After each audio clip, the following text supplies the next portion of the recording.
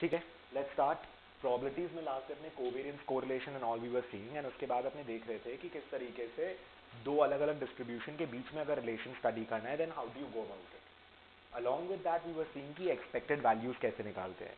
तो प्रोबेबिलिटीज में Bayes theorem and all we had seen, and the two step and the three step and वो different different criterias and manager वाला चीज लगा करके how do we go about the Bayes theorem, we already seen that. What we start off with is, आप लोगों का expected value और covariance correlation में प्रॉब्लम हो रहा था।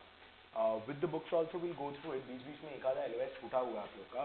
So we are doing probabilities and basic statistics and Bayesian analysis, these three chapters simultaneously. Bayesian part is done, it's the probability and statistics that's going on together right now, ठीक है। Expected value में अपने लोग को problem हो रहा था। I had given you this I think ये बना के दिया था आप लोग को, मीन मीडियन एंड वो वाला चीज़ दे दिया था। तो जब अपने जनरली फॉर्मूलाज का बात करते हैं तो you do a sigma x divided by n. Say for example, I tell you that suppose अपने बोलते हैं that the company का profits have been like अपने पास का कुछ एनालाइज किया है, उसके बेसिस पे कोई बंदा है जो कंपनी का प्रॉफिट्स के बारे में कुछ वो दे रहा है, कुछ गाइडेंस दे रहा है आपको। The person after a lot of analysis and everything, we see that 20% probability है, 20% probability है that the returns next year, not the returns, let's say that the profit next year or the revenue next year is going to be 2000. There is a 10% probability that the return is going to be 500 only. There is a 40% probability that the return is going to be somewhere around 4000 over here. And there is only a 30% probability that the return is going to be at a level of, let's say, 5000. So एक बात बताइए, you are giving more weightage, आप अपने expectations को weightage दे रहे हो ना probability के थ्रू। Can you say something of that sort कि I am trying to give a weightage to my expectations through probability कि ये वाला चीज होने का इतना चांस है, ये होने का इतना चांस है। तो जिसका प्रोबेबिलिटी ज्यादा है, don't you think I can have an expectation कि what is going to be the expected value. Suppose मैं बोलता हूँ देयर इज अ 20% चांस कि मैं 1 लाख रुपया कमाऊंगा, and there is a 80% chance कि मैं 2 लाख रुपया कमाऊंगा। सो कैन आई से कि मेरा एक्सपेक्टेड कमाई is 20% of 1 lakh and 80% of 2 lakh rupees? I can say so 1,80,000 आएगा, I can say that, right. तो यहाँ पे भी अपने something of that sort we are trying to do. So यहाँ पे भी you have your probabilities, you have your revenue, and we are trying to project कि what is the expected revenue in future based on the probabilities of the different revenues that I am having, right. तो वही चीज अपने यहाँ पे कर रहे हैं कि अपने मीन निकाले। तो आप इसको निकालते कैसे हो? 20% into 2000 plus 10% into 5000 plus 40% into 4000 plus 30% into 5000, that is how you are calculating the expected value, right. आप क्या कर रहे हो? Don't you see you are using these as weights, because the total weight over here is equal to 1. 100% is 1 now. You're multiplying with the 0.2, 0.1 and 0.4 and 0.3. So 100% तो 1 हो गया आपका, आप वही तो कर रहे हो यहाँ पर। So in that situation, your mean is equal to sigma x by n. That was your basic formula. अपने अगर weighted average करते थे तो अपने बोलते थे इसको sigma w और इसको sigma w करेंगे यहाँ पर। weighted average जब लेंगे तो weights into the observation करके लेंगे अपने। उसके बाद अपने बोले कि instead of taking weights over here, weights हो गया आपका पास का डेटा को यूज करके, let's say we are going to do a sigma px by sigma p, and sigma p लिखने का जरूरत नहीं है because it is equal to 1, क्योंकि the total probability of all the events is equal to 1 ना। So when you are using probabilities as weight, it is your forecasting वाला काम। अपने projections करेंगे तो जब expected value निकालना है कोई चीज का तो probabilities को weight यूज करेंगे। तो जैसे यहाँ पर आपने किया sigma px is your expected value, we write the expected value of x is equal to sigma px, we write it in this manner. This is as good as your mean वाला part ना। तो अभी expected अगर मेरे को variance निकालना है, let's say what is the expected variance, that is x minus x bar whole square, x bar is this ना। जब आपका variance expected निकालोगे तो mean भी तो expected यूज करोगे उसके लिए। So this is expected value of x and the whole thing whole square, and we have to do a weighted average वाला चीज, sigma w into x minus x bar whole square divide by sigma w which is equal to 1. So you don't need to do anything नीचे में। तो basically अगर आप खाली एक simple सा चीज समझ जाए कि अगर वेट्स को probability is going to be used as weights, in that case the value that you get is the expected value. बोलो, making sense? Not making sense? ठीक है, समझ में आ रहा है आपको? So that is your expected value. वही चीज कोवेरियंस का फॉर्मूला के लिए भी अगर आपको करना है expected covariance, that was the same thing P into, अच्छा यहाँ पर अब आपका x minus expected value of x into y minus expected value of y divided by sigma p, that is 1 again. तो अपने जब प्रोबेबिलिटीज को लेंगे वेट की तरह तो वो एक्सपेक्टेड वैल्यूज देगा। इसका कुछ कुछ प्रॉपर्टीज है, we'll come to it later. Now let's start from the scratch, book से एक बार देख लेते बिकॉज फिर घर में आपको पढ़ने में इजी नहीं होगा वरना। प्रोबेबिलिटीज का फर्स्ट पार्ट से स्टार्ट करते हैं because time value of money I done thoroughly 100%। Probabilities का अगर देखेंगे तो पहला एलिमेंट इज डिस्कसिंग वही random variable outcome event mutually exclusive and all, we had done that. Second, it starts discussing probability distribution and the distribution functions. Let's come to that.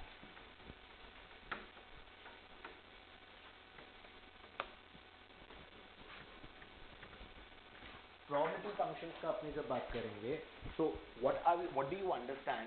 You take this down. I think this will help.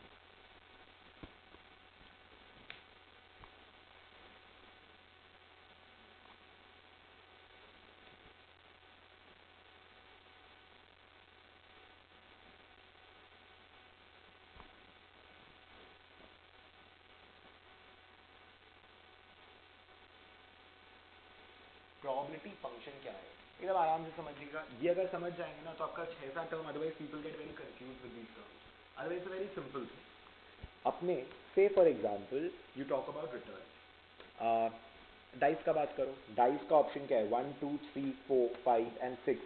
Dice का खाली 6 output possible है, either is gonna give you 1 और 2 और 3 और up to 6। अब suppose it's an unbiased है, मतलब वो टूटा फूटा नहीं है, तो हर एक का प्रोबेबिलिटी कितना होगा 1/6 हर एक इवेंट का। इधर अपने प्रोबेबिलिटी मार्क करते हैं,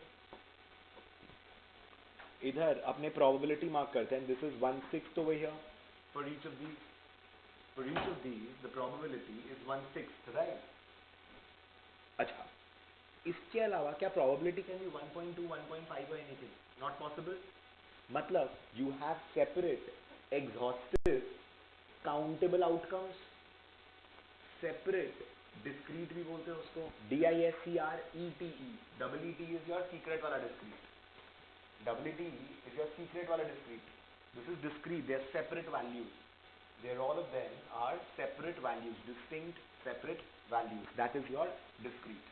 तो discrete मतलब अलग अलग values है, बीच का कोई value possible नहीं। Now what we do is, suppose करो मैं आपको एक example देता हूँ, ये आप लोग स्कूल में किया होगा rainfall वाला चीज का। When you talk about the rainfall can range from 0 centimeter to let's say 200 centimeter.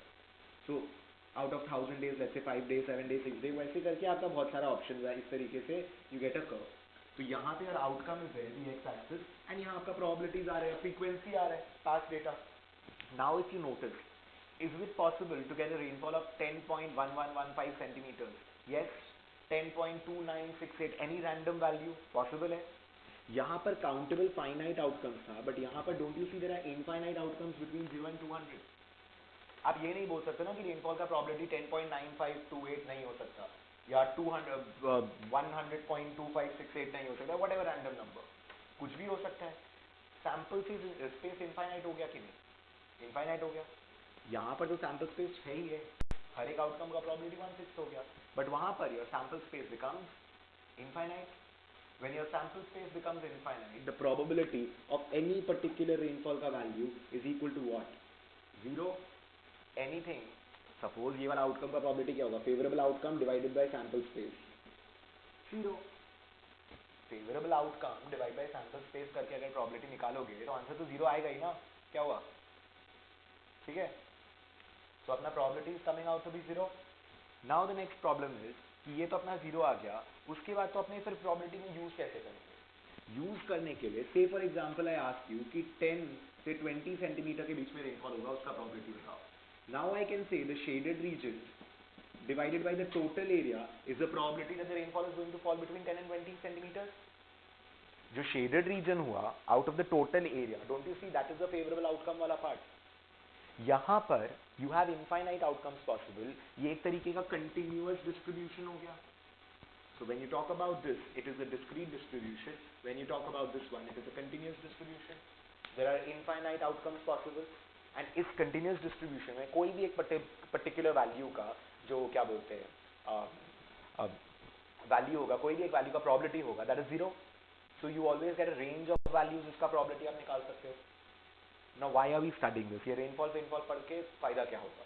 How do you apply it to your stream, your finance? So say for example, अपने बोलते हैं, अब एक बात बताओ, generally आपका जो data होगा, if you analyze a good amount of data, that will be more around the mean or more away from the mean, more away from the average. You'll have more data around the mean or more data away from the mean. More data will be around the mean. Average, अगर आपका on an average company का return 10% आता है, तो don't you think उसका yearly rates, your yearly returns would be more around the 8 and 12 का range and less around the extreme end. Average के पास ज़्यादा data clustered होगा. So when if we study something of this sort, say for example, ये आपको कराऊंगा अभी आज ही आगे, normal distribution बोलते हैं इसको. We will get into these details a little later. So when you're talking about normal distribution, when you're talking about the distribution, if I say मेरा data इस तरीके का है, मेरा डेटा का एवरेज रिटर्न इज 10%. अगर मैं बोलता हूँ व्हाट इज द प्रोबेबिलिटी, कितना चांस है कि आपका return is going to be more than 15, can I say that this shaded region is my answer. Shaded region का probability divided by the total amount of area बोल सकता हूँ. अगर मेरे को फाइंड आउट करना है what is the probability that the return is going to be between 7 and 8%, can I say that this is the probability, इतना chance है कि आपका कंपनी इस रिटर्न और इस रिटर्न के बीच में कमा के देगा. Can I say with let's say with this kind of probability, काफी आगे का चीज है ये वाला probability को, कि suppose इसका 95% एरिया है, can I say कि 95% I am sure कि मेरा कंपनी का returns will lie between this value and this value. बोल सकता हूँ ना, 95% shaded area है, so I'm 95% probability है ना कि मेरा कंपनी का returns is going to lie between these two values. So इस तरीके का financial analysis is possible. Do you see that your average and your probability, so your statistics meets probability over here. So the time value of money जो हम लोग किए थे, that was going to be used in your valuation वगैरह का काम में आएगा अपने, कहाँ पे आएगा वो अपना fixed income और वो derivatives वगैरह में वहाँ काम आएगा time value of money वाले function, right? So that is your TVM वाला function, that's the quant part, annuity part. Second, we started off with probability, and then last day I gave you a little bit of summary of mean, median, mode, range, MAD, skewness, kurtosis, variance and standard deviation. So now we are trying to study how does the data look like, how do we feel the data, मतलब data को देख करके हम लोग को क्या क्या deduce कर सकते हैं, how do you analyze the data, what attributes do you study, कि अच्छा on an average ऐसा है, on an average इतना ऊपर नीचे move करता है, dispersion, extreme events है कि नहीं, extreme outliers है कि नहीं, skewness, and whether the data is more concentrated around the average or away from the average. That is where we study kurtosis. So data कैसा है, हाँ दो अलग अलग distribution के बीच में अगर relation study करना है तो covariance correlation is what we study. So data का points, data को study करना, we need to make projections, we need to analyze, we need to make conclusions, we need to make deductions कि अच्छा ठीक है आपका कंपनी का return कितना प्रोबेबिलिटी है कि आपका नुकसान, there is a 5% chance, suppose ये वाला वैल्यू ट्रस्ट बताया था आई थिंक एक बार बीच में, कि there is a 5% chance that my losses are going to exceed this level. 5% chance है ना कि इससे नीचे भी वैल्यू चला जाएगा आपका. तो ये आपको रिस्क का मेजर बताते हैं ना कि अच्छा इतना परसेंट, 5% चांस बताओ, 5% वैल्यू एट रिस्क बताओ, मतलब 5% चांस है कि 5% चांस है कि तुम्हारा नुकसान इस लेवल से ज्यादा का भी हो सकता है. आज एक्सट्रीम इवेंट्स के लिए तो अपने को प्रिपेयर होना जरूरी है ना, क्योंकि तो मार्केट ऐसे ही बहुत टर्बुलेंट है. फर्स्ट क्लास में we are discussing energy companies, oil का रेट्स, फॉरेक्स का रेट किस तरीके से चेंज हुआ है. I mean I remember paying my fee for FRN, I paid at 56, that was in 2012 और 2016 चल रहा है अभी. 4 साल में 56 का 66 is not that great, but I think CFA का जब फीस देना शुरू किया था तो 40s में दे रहा था. So 40s and 50s is what I paid. So यार मैं सस्ते में निकल गया काफी in that way. But CAIA का fees I paid in 60s only, 65, 66 ही पे किया होगा कुछ. हाँ अच्छा खासा अमाउंट पे किया उसके लिए. So for anyways, the forex rates I'm discussing या energy rates का आप बात कर रहे. And the most important thing ना, everything has become so integrated globally and everything. And the scale of operations, छोटा छोटा business भी इस तरीके का scale पे काम करेगा आप सोच नहीं पाएंगे. with a 100, 200 square feet office or with just a laptop sitting on your lap, with you can do business of God knows what. So, given those reasons, given these reasons, risk management इसलिए इतना ये issue बनते जा रहा है. It's becoming a problem day by day to manage. And now again, even the IT people are getting into a lot of this because IT के case में भी आपका risk management becomes very important ना. आज riskiness बहुत बढ़ गया है क्योंकि आज देखो कोई भी एक नया ऐप आता है, कोई भी एक नया कुछ बिजनेस आता है, तो your risk of your sustenance is questioned. The sustenance of a business is questioned. So how do you cater to those situations? How do you insure yourself from those situations? It's becoming more and more difficult day by day. From what I understand is there are less amount of resources, more amount of people, and everybody is fighting for that. So that is why the cutthroat competition and everything is happening, and the consumption has become very high from our point of view. एक generation ऊपर ही देखो या 2 generation maximum ऊपर देखो, consumption क्या होता था. हम लोग का कंजम्पशन कंपेयर करो उनके साथ. Just compare the amount of goods and services that we people consume with the amount of goods and services that our parents' generation consumed. Just compare, there's going to be a magnanimous difference. You talk about cell phones, you talk about branded clothes, you talk about restaurants, you talk about going outside, partying, chilling, everything. Just compare the kind of food we eat and the kind of food they used to eat on a regular basis. आप समझ रहे हैं? So yes, and इतना growth नहीं, इतना change भी नहीं आया था. अभी ड्रोन पिज्जा देने लग जाएगा is not a big deal. I mean, we don't see that very far, or we don't even see a driverless car very far. It's already there, in एक campus में भी चालू हो गया है driverless car. It started in a campus in US because campus does not come under वो road वाला वो कुछ some regulation and something, तो उसके लिए वहाँ पे वो चालू कर दिया है. So when things like these change, तो अभी Uber का this thing is also questionable. Uber का भी I was having a word with a person. I'll just share with you. ये सब पढ़ना शुरू करो, articles and all पढ़ना शुरू करो. अब subscribe to this Finimize करके. Finimize का वेबसाइट पे जाओ, वहाँ पे जाके अपना मेल आईडी डालो. 2 न्यूज़ को स्टोरी बना के छोटा करके रोज मेल कर देगा. So at least you are learning something new on a daily basis. You can just do that if you want. I mean, I found it a little interesting. यहाँ नहीं पढ़ा था, ये तो कॉन्वर्सेशन था.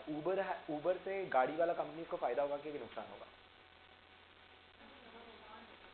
फायदा होगा अगर आप सोचेंगे कि Uber बहुत सारा गाड़ी खरीदेगा and there are a lot of people who are going to be buying cars and everything. But नुकसान क्यों बोल रहे हो बोलो? So the point is that you are converting something that was considered to be a luxury into a commodity. If you own a cell phone or even a 3000 ka smartphone, you basically own a chauffeur-driven car with all the maintenance, servicing, petrol, everything taken care of without doing anything for it. You compare the cost. You don't even have to pay for parking. That's the best thing. पे for मतलब fine नहीं करना पड़ता है, जाना नहीं पड़ता, आना नहीं पड़ता है. आपको डोर पे उतारेगा, डोर पे उठाएगा, गाड़ी चलाना नहीं पड़ेगा. I mean, सोच के देखो, it's so convenient. So nowadays, even I see people, if you're not having a parking, I'll catch an Uber. If you have a parking or a valet, I'll come with the car. At least that's what I do nowadays. I mean, it makes no sense driving and finding a parking दूर में, और बारिश का season चालू हो जाएगा तो ऐसे प्रॉब्लम चालू होने वाला है. The idea is you convert, you're using a smartphone and you own and you're converting something which was considered a luxury earlier into a basic commodity.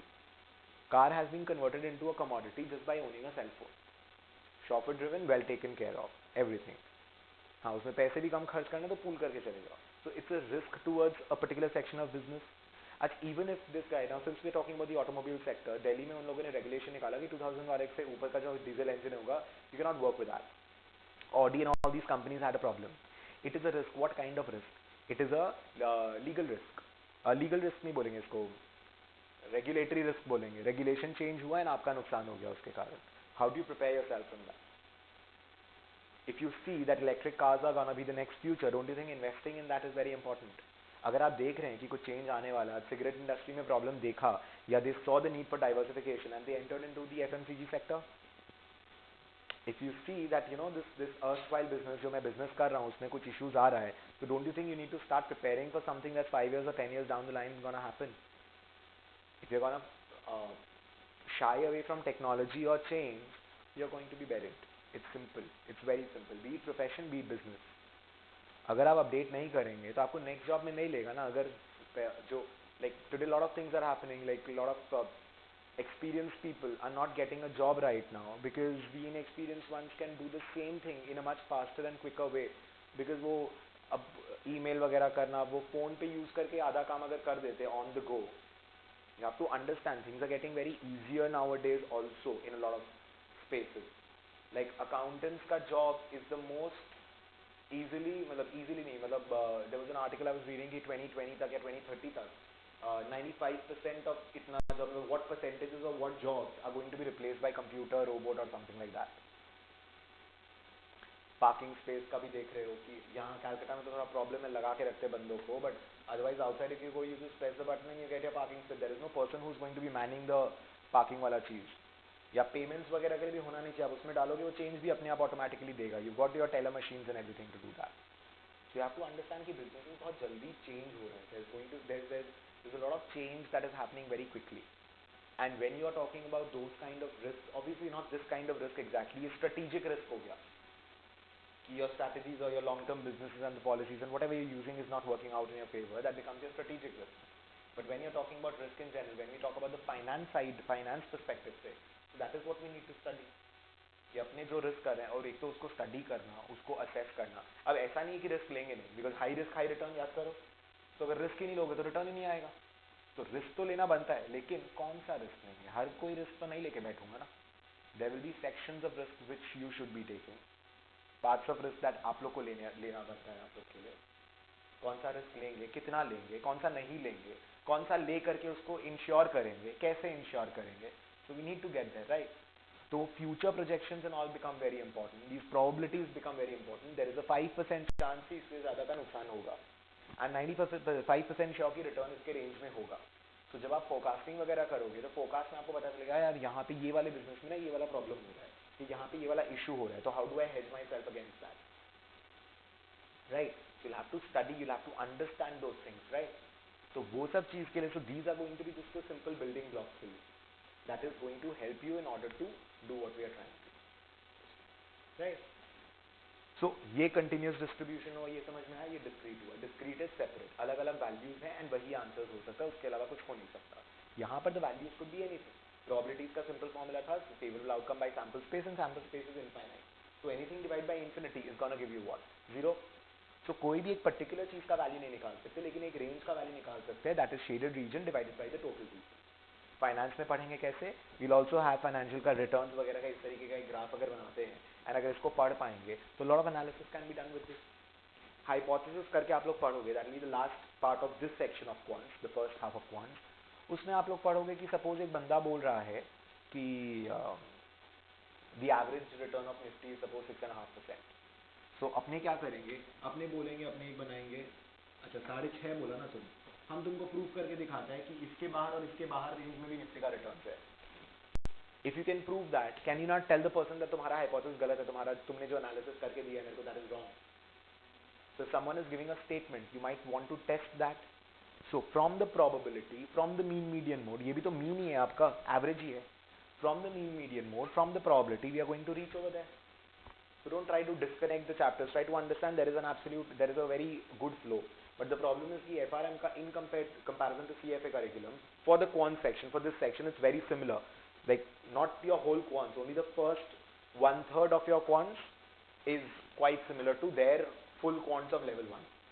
आपका खाली 1/3 वाला पोर्शन में वो सिमिलैरिटी है. तो उसमें जब आप देखते हैं ना, तो उसका flow is very better. And यहाँ पे वो जो फ्लो है, मतलब टॉपिक का जो ऑर्डर है, कुछ कुछ चीज मिस करके रखा है इन लोगों ने, that creates a bit of a problem. That is why we are juggling between आगे पीछे करके. So this is your continuous return and your discrete return. That is simple, that is okay. Uniform और non uniform return क्या हुआ, नाम से समझ में आ रहा है. यूनिफॉर्म मतलब सेम, यूनी. नॉन यूनिफॉर्म मतलब नॉट सेम. यहाँ पर the probability of every single outcome is same और नॉट सेम है. So it is a uniform distribution. But when I have a probability, यहाँ पर देखो इस रिटर्न का प्रोबेबिलिटी इतना है, इस रिटर्न का प्रोबेबिलिटी इतना है. It is not a flat probability ना, अलग अलग आउटकम का अलग अलग प्रोबेबिलिटीज है. So it's non-uniform. So if all the outcomes have the same probability, so uniform distribution of all the outcomes, if at least one of the outcomes has a different probability, it is a non-uniform outcome. अब this could be a discrete continuous है, ये discrete uniform है. It could be a discrete non-uniform also. It could be a continuous uniform also. तो आप study तीनों characteristics करोगे, मतलब distribution will be either discrete or continuous. It will also be either uniform or non-uniform. और तीसरा चीज जो है क्यूमुलेटिव या non cumulative. Cumulative non cumulative की नाम से समझ में आना चाहिए। क्यूमुलेटिव मतलब इकट्ठा करके, नॉन क्यूमुलेटिव मतलब इकट्ठा किए बिना। ये इंडिविजुअल प्रोबेबिलिटीज है, so this is a non-cumulative distribution. If I make a distribution of this sort, what is the probability 1 का 1/6, what is the probability 2 तक का 2/6, 3 तक का probability 3/6, मतलब वहां तक का probability. So when you're talking about a probability, when you talk about cumulative probability कि वहां तक का probability from the beginning, that becomes your cumulative probability. तो वो आपका cumulative non-cumulative define कर रहा है. When you're talking about a normal distribution, I will define and I will discuss normal distribution in detail. I have not even started with that. But ये continuous, non-uniform and non-cumulative distribution है. Non-cumulative क्यों है? क्योंकि अगर आप probability इस तरीके का बता रहे हैं, अगर cumulative होता तब तो add करते करते cumulative would have been something like this ना. क्योंकि पहले ज़्यादा add कर रहे हैं तो जल्दी जल्दी बढ़ रहा है. फिर थोड़ा थोड़ा ऐड कर रहे हो तो वो धीरे धीरे बढ़ेगा, लेकिन बढ़ के ऐसे ही जाएगा ना, बिकॉज लास्ट में तो वैल्यू 100% होना ही पड़ेगा क्यूमुलेटिव के लिए.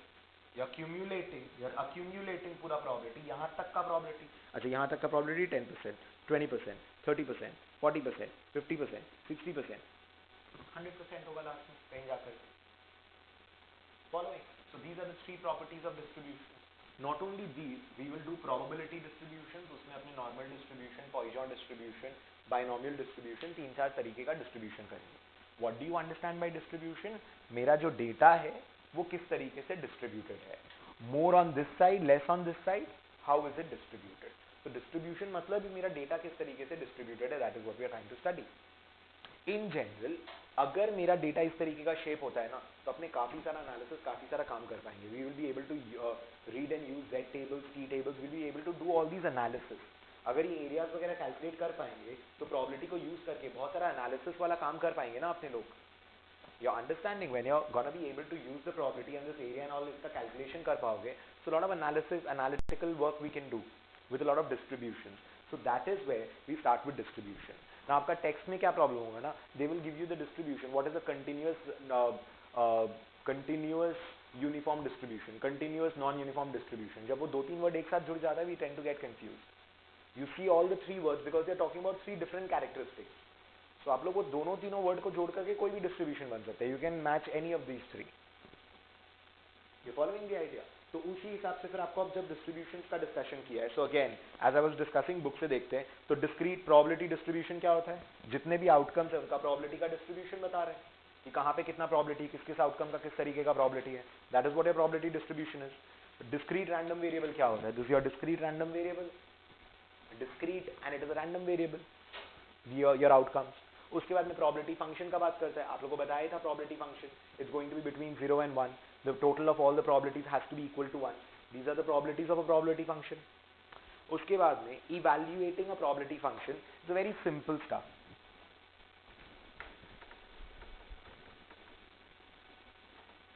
Evaluating probability function is, say for example, they've given a probability function as x by 10. That is how they've defined a probability function. ठीक है. और आपको बोल दिया है कि x का वैल्यू बिलोंग्स टू 1, 2, 4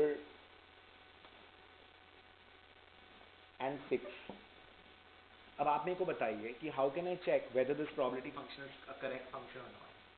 प्रोबेबिलिटी का दो प्रॉपर्टीज था. One is that it needs to be between 0 and 1. The second is the total needs to be equal to 1. तो ये बोल रहा है, ये प्रोबेबिलिटी फंक्शन, ये डिफाइन करने का तरीका ये है. ये बोलता है कि अगर आप प्रोबेबिलिटी 1 का निकालना है तो 1/10 होगा. 2 का probability is going to be 2/10.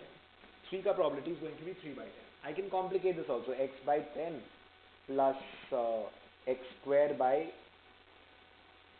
100. I can make this as a probability function also. So 1 का probability is 1/10 plus 1 square by 100. 2 का probability is 2/10 plus 2 square by 100. 3 का probability is 3/10 plus 3 square by 100. Simple.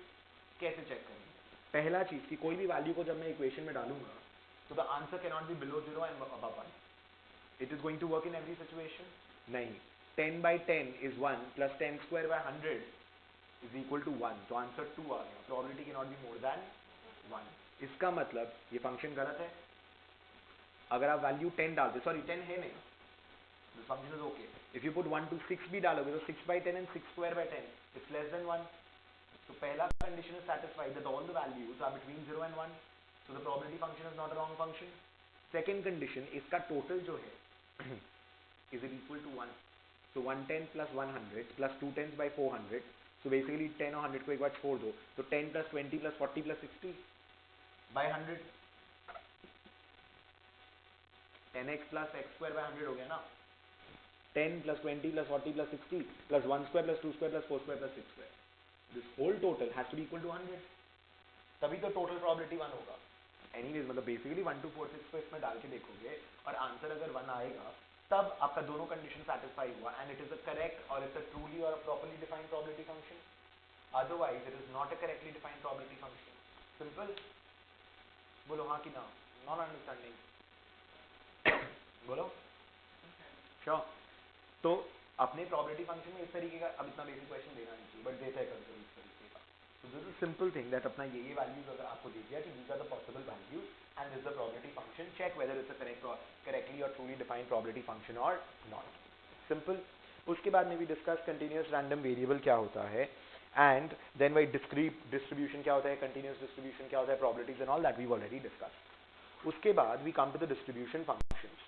Distribution functions में we come to probability density function that can be used to generate the probability of outcomes of the continuous distribution. इसका बात कर रहा है probability density function. It is talking about that the shaded region का area divided by the total area is going to be the probability of that particular range of that particular values.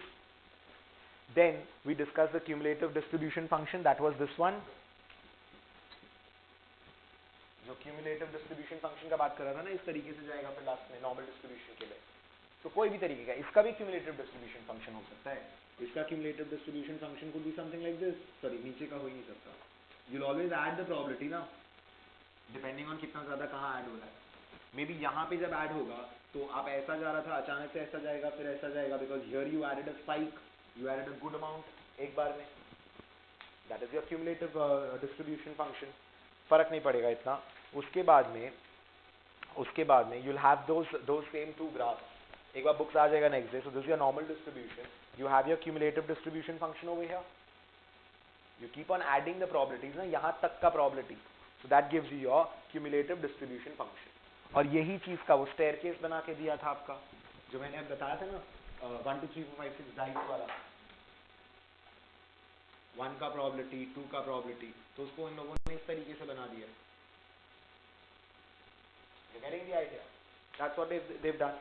There's a lot of theory. You need to skip that. You need to मतलब एक बार पढ़ो, mark करो, ताकि exam के time में बार बार पूरा चीज नहीं पढ़ना पड़े. Then we come to the conditional probability. उसमें unconditional, conditional, joint probability क्या होता है? We've already discussed पूरा Bayes theorem से.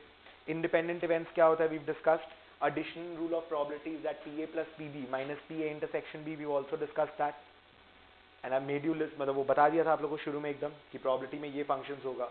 You will use the examples, you will do the sums without looking at their solution. मतलब इनके तरीके से आप formula apply करके मत करिएगा. We've already discussed that you're going to be applying just your logic and आपका आंसर सारा का सारा आ जाएगा, even with respect to Bayes theorem. उसके बाद में, like say for example, let's just take a random question. What is the probability of rolling 3 4s in one simultaneous toss of a dice? ऐसा question नहीं आएगा, I'm telling you. What is the probability of rolling 3 4s in one simultaneous throw of a dice? बताइए क्या होगा?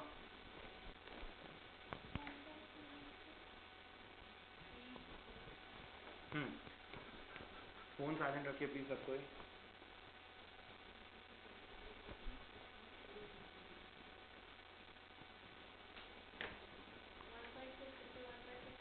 Yes, absolutely. Independent event है ना.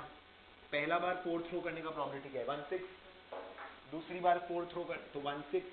दूसरी बार 4 throw करने का प्रोबेबिलिटी क्या है? 1 6. तीसरी बार 4 थ्रो करने का प्रोबेबिलिटी क्या है? 1 6. लॉजिक चाहिए तो वो भी बता सकता हूँ. पहला डाइस में 6 ऑप्शन है आने का. अगर 1 आया तो 1 के बदले में यहाँ पे 1 2 3 4 5 6 कुछ भी आ सकता है. So there are total 6 into 6 into 6 outcomes if you notice. कितना कॉम्बिनेशन? 1 1 1 1 1 2 1 1 3 1 1 4. फिर 1 2 1 1 2 2 1 2 3. तो 6 कॉम्बिनेशन हर एक 6 के लिए. So there are total. So 216 options आ जाएगा and उसमें से 444 is only one option, right? So 1 out of 216 is going to give you the value. 1 out of 216 is going to give you the value, the probability वाला part, right? उसके बाद में so इस तरीके का बहुत बेसिक चीज दिया हुआ है. उसके बाद में let's do this question also using empirical probabilities. Suppose we observe that the DJIA, now DJIA you will be looking at these terms, आप लोग का कुछ नया terms आएगा. DJIA जैसे यहाँ पे निफ्टी है ना अपना, वैसे वहाँ का इंडेक्स है DJIA, Dow Jones Industrial Average, absolutely. So if you come across something, Google it up. Questions में कुछ नाम दे ही सकते हैं ना, and जान के रखना is a good idea. ठीक है, तो DJIA जो है has closed higher on 2/3 of all the days of the past few decades. मतलब वो बोलता है पास्ट फ्यू डेकेड्स मतलब 40 साल का डेटा को एनालाइज किया होगा, और वो डेटा के एनालिसिस के बेसिस पर पता चलता है कि आउट ऑफ एवरी 3 डेज, मतलब 100 दिन एनालाइज किया होगा तो 66 डेज में वो राइज किया है, 33 डेज में DJIA फॉल की. बोलते हैं 2/3 ऑफ ऑल द डेज पे DJIA has been rising. Furthermore, it has been determined that up and down days are independent. मतलब ऐसा नहीं है कि आज अगर बढ़ा है तो कल बढ़ेगा, मतलब it's independent event. मतलब वही बोल रहा है PA intersection B is equal to PA into PB. Right, अगर आज बढ़ा है तो वो ये नहीं डिटर्मिन कर रहा है कि 10 दिन से बढ़ा है तो कल गिरना चाहिए. सो राइजिंग और falling of one day is not going to determine the next day. So we are assuming this. अभी बोलता है what is the probability of closing higher for 5 consecutive days. बोलो क्या है, सिंपल है. 2/3 is the probability of rising in one day, so 1/3 has to be the probability of falling in one day. What is the probability कि 5 दिन तक continuously rise किया है, उसका probability बताइए. 2/3 to the power 5 ही होगा ना. राइज करने का प्रोबेबिलिटी 2/3 था, एंड राइज करने का तो पूछ रहा है कि 5 दिन कंसेक्यूटिवली राइज किया है, तो 2/3 into 2/3 into 2/3, simple. 2/3 to the power 5 बहुत ही बेसिक है. फिर प्रोबेबिलिटी मैट्रिक्स का बात कर रहा है, वो जो सम अपने लोग किए थे ना उस दिन, वो मैट्रिक्स एक दिया हुआ था एंड वो मार्जिनल दिया हुआ था ABCDE निकाल करके. So that we've also covered probability matrix. I'm just going through it to just check that we've not skipped out on anything. Right, this one is done. Then we come to the basic statistics वाला part. Basic statistics में शुरुआत में बहुत basic चीजें बोल रहा है. What is descriptive statistics? What is inferential statistics? जब अपने ग्राफ वगैरह दिखाते हैं, हिस्टोग्राम, पॉलीगॉन, ग्राफ वगैरह नहीं बनाते हैं पुराना डेटा को लेकर के, वो डिस्क्रिप्टिव स्टैटिस्टिक्स हो गया. डिस्क्राइब कर रहे हैं, समझा रहे हैं, दिखा रहे हैं मेरे को. इन्फरेंशियल स्टैटिस्टिक्स हुआ जहां पर आप स्टैटिस्टिकल डेटा को यूज करके you are trying to make some conclusion, you are trying to draw an inference. So बहुत ही बेसिक सा थियरी है, मतलब you won't get this, I mean just understand that. उसके बाद we come to the population and sample वाला discussion. उसके बाद we start with the population and sample वाला discussion. Be very attentive. What do you understand bye a sample, what do you understand bye a population. we've already covered mean, median, modes, skewness, kurtosis and वो standard deviation वाला portion, उसमें कोई दिक्कत नहीं है. we'll again revise it, but उसमें कोई problem नहीं है. now what do you understand by, sorry this throat is giving a problem. What do you understand by uh, population and sample?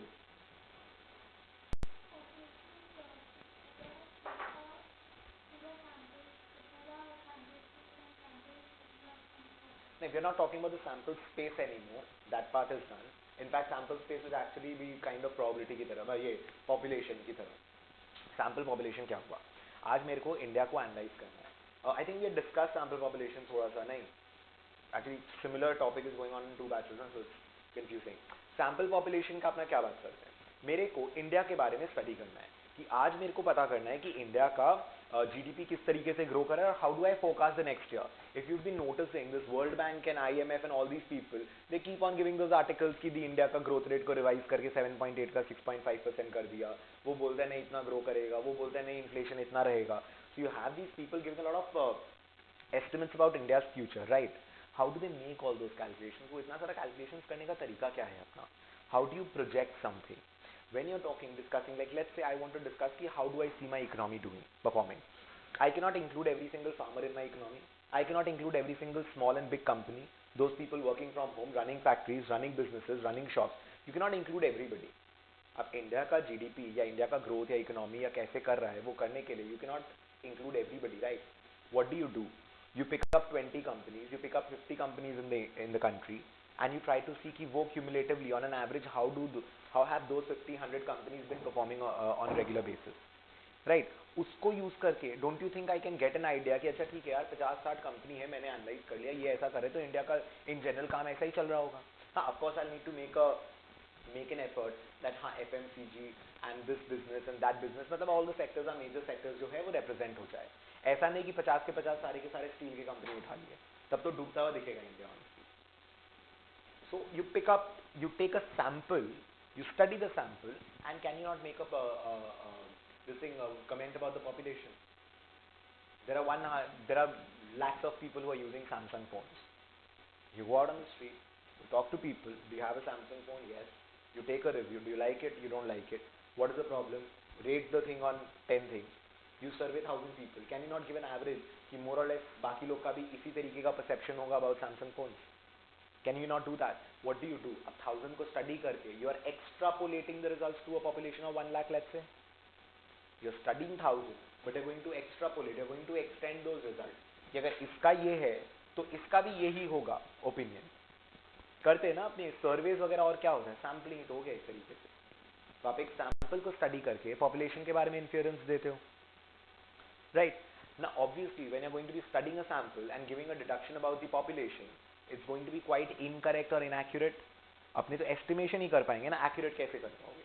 But population को study करना possible नहीं है, ना तो इतना time है, ना इतना resources है, ना इतना पैसा है. And possible नहीं होता है. जब तक research खत्म होगा तब तक वो population outdated हो जाएगा. Market would have changed. You cannot analyze everything, right? You have to understand, you have to study a sample. You have to make comments about the population by studying the sample, right? In that situation, तो उसका अपना sample mean, population mean सब अलग अलग होता है. So we need to discuss that.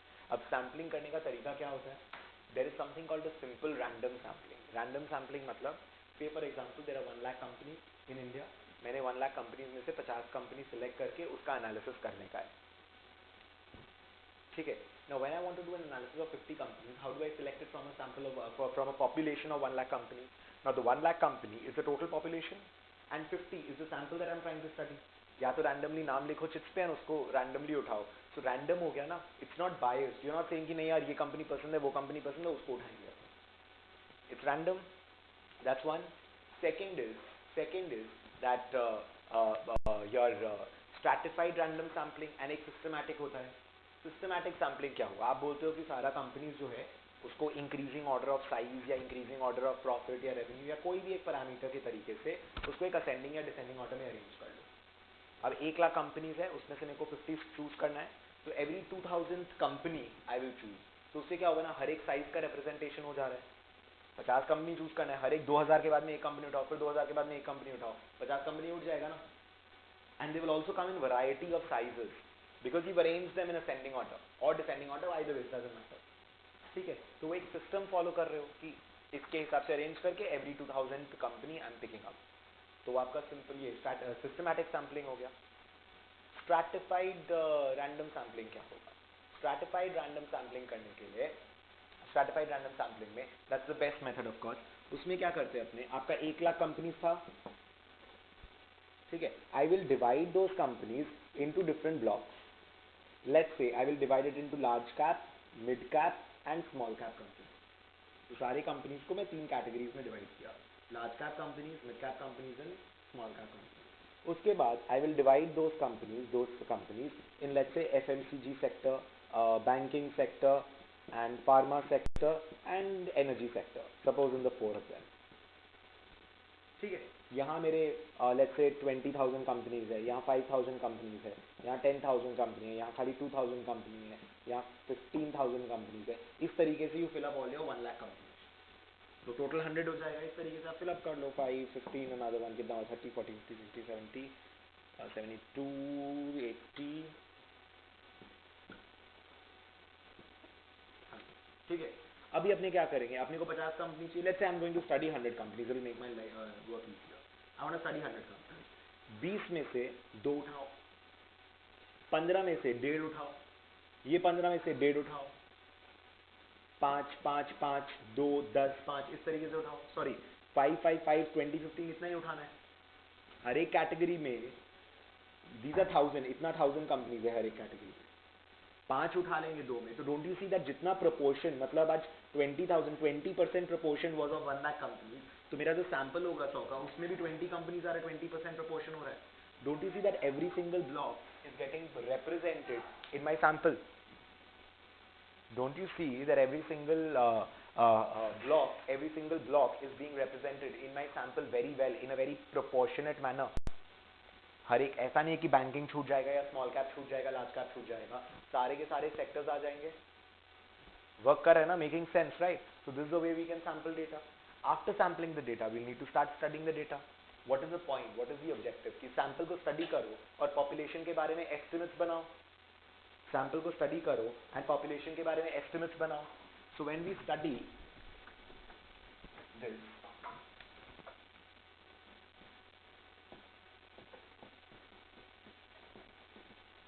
you can take this down.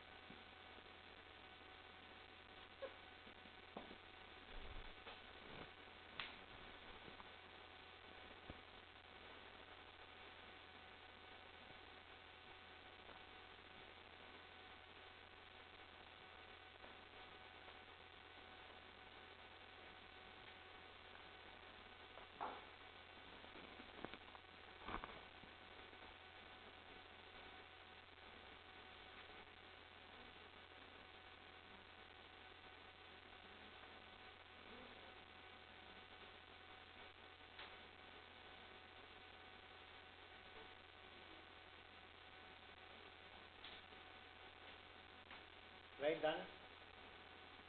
तो basically अपने सैंपल का जो स्टडी करते हैं, जो वैल्यूज निकालते हैं, उसको सैंपल स्टैटिस्टिक बोलते हैं. And what you are trying to predict the population का इज पॉपुलेशन पैरामीटर.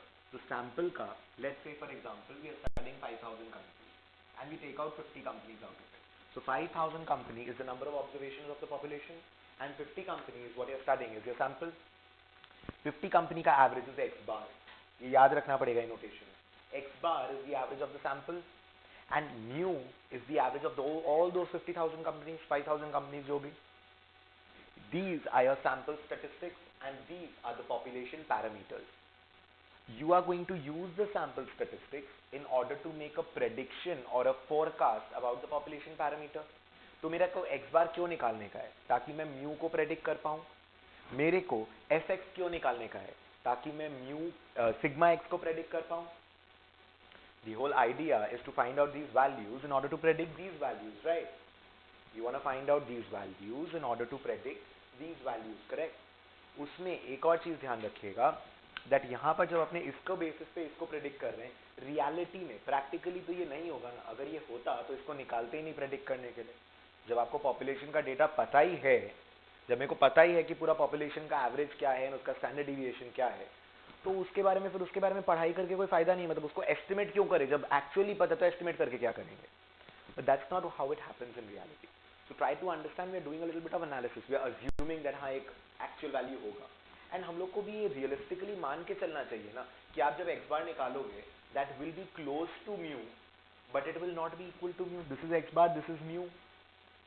अपने जब सैंपल का स्टैटिस्टिक निकाले हैं तो अपने को इतना तो समझ में आना चाहिए कि अपना जो वैल्यू होगा it will be close to this value, but 100% तो एक्यूरेटली एस्टिमेट नहीं कर सकते ना. कैसे होगा कि 5000 कंपनी का जो एवरेज है 50 कंपनी का एवरेज है वो सेम होगा? हाँ, it should be close to those 5000 companies, should be, right? So that is what we are trying to do when we try to study sample and उसके basis पे we try to predict population. ठीक है? उसके बाद the next thing is अपने standard deviation में आते हैं। जब अपने स्टैंडर्ड डिविएशन डिस्कस कर रहे हैं तो यहाँ पर और यहाँ पर जब आप डिस्कस कर रहे हो तो यहाँ पे तो फाइन है, तो x minus x bar by n whole square का सिग्मा डिवाइड बाई एन। हाँ, x बार को अपने म्यू लिख रहे हैं इसलिए मैंने वहाँ म्यू लिख दिया, so not a big deal, correct. But in this situation you are using an n-1 that creates a problem in your head. यार ये n-1 आपने दिया क्यों? Why did you use an n-1 over here? Try to understand. I have 5,000 companies. I will try to make a sample of 50 companies out of it.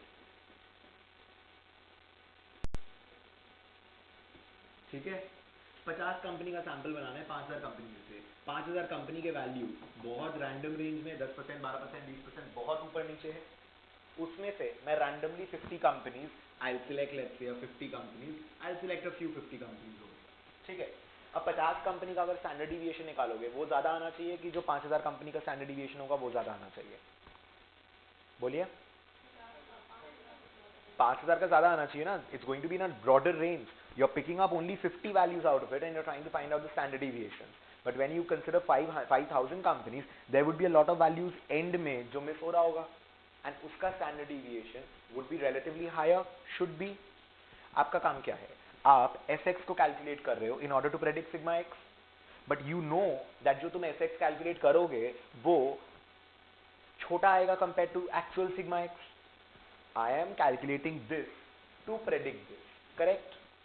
Sample होगा 50 company होगा, उसका standard deviation निकालो, अपने उसको use करेंगे to estimate sigma x, अपने मान के चलेंगे कि मोर और लेस सिमिलर है। But at the same time I know that जो अपने कैलकुलेट कर रहे हैं वो वैल्यू छोटा आ रहा है इससे, करेक्ट। तो अब अपने क्या करें इस सिचुएशन में? In that situation what we do is, if you know that the Sx is falling short of sigma x, we need to make certain adjustment. इसको बड़ा करना है कि छोटा करना है? बड़ा करना है, राइट। इसका डिनोमिनेटर को अगर कम कर देंगे तो ये बड़ा होगा कि नहीं? बड़ा हो जाएगा। So you reduce n-1 का value, you reduce this value, the denominator, and the value of Sx will rise. So we reduce the denominator and we get a higher value. Now your question will be, 1 minus करने से इतना क्या फर्क पड़ गया आपको? एक denominator में से 1 माइनस कर दिए तो इतना क्या फर्क पड़ गया आपको? Not a big deal, right. Try to understand. अच्छा, give me an answer first इसका। 50 सैंपल ले रहे हो तो एसडी निकाला, उसके बाद में अगर मैं सपोज 100 सैंपल लेता हूँ, 100 कंपनीज का सैंपल लेता हूँ, किस केस में स्टैंडर्ड डिविएशन ज्यादा एरर होगा, या किस केस में standard deviation will be much lower than the population SD? Error वाला कितना ज्यादा किस में होगा? When I take a 50 company का सैंपल और when I take a 100 company का सैंपल?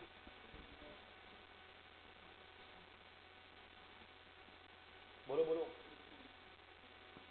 50 कंपनी का ना, आप when you are making your sample size larger, don't you think you will be taking more companies from a diverse area and your standard deviation would be relatively closer to mu x?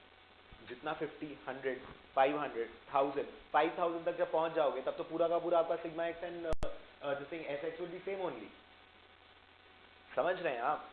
जब आप मोर number of companies लोगे तब तो your all your statistics हिसाब से it should be moving towards parameters, right. So if you take more number of companies उसका standard deviation would be more diverse ना।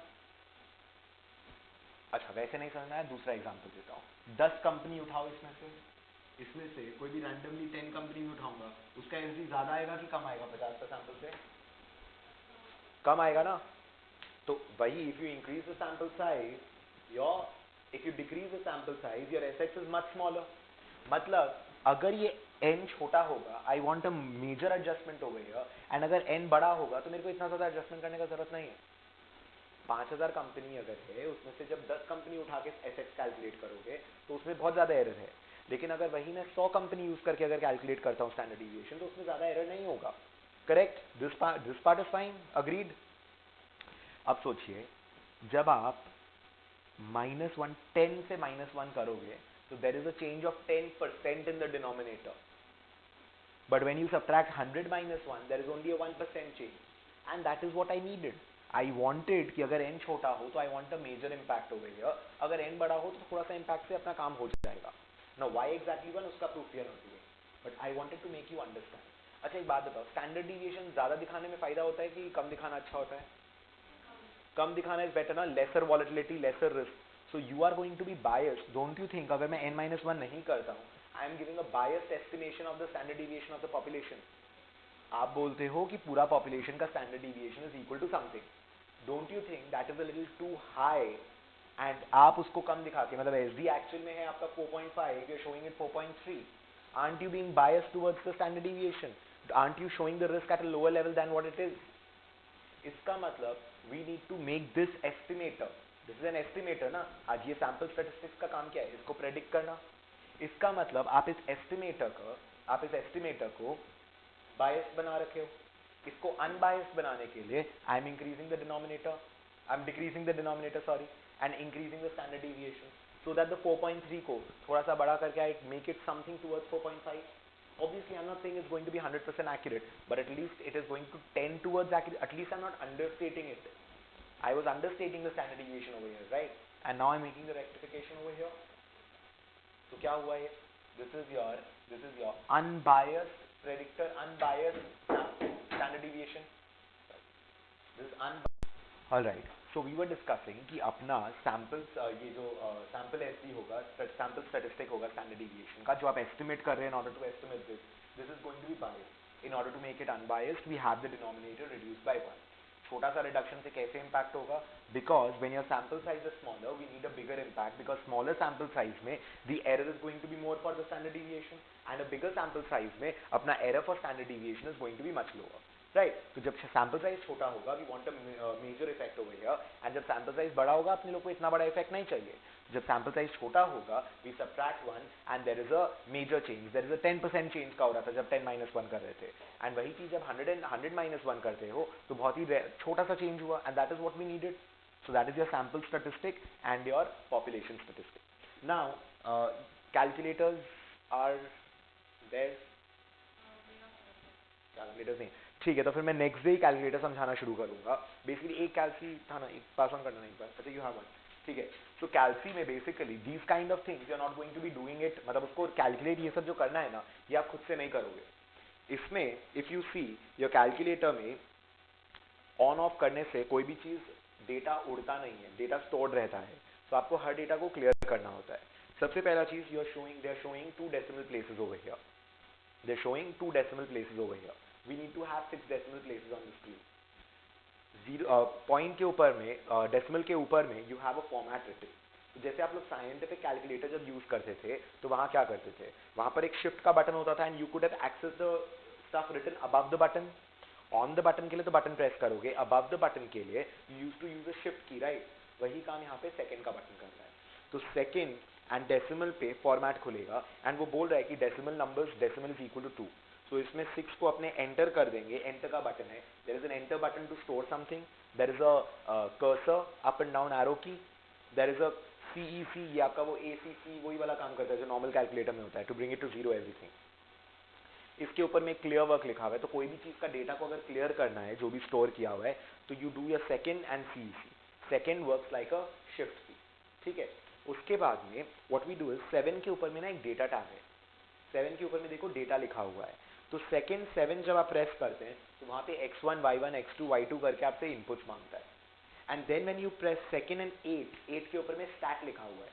When you scroll down it will give you x bar sx sigma x दोनों देगा आपको. Taking n-1 it will give you the value of sx. वो n को denominator लेके standard deviation अलग से देगा, कोरिलेशन कैलकुलेट करके देगा.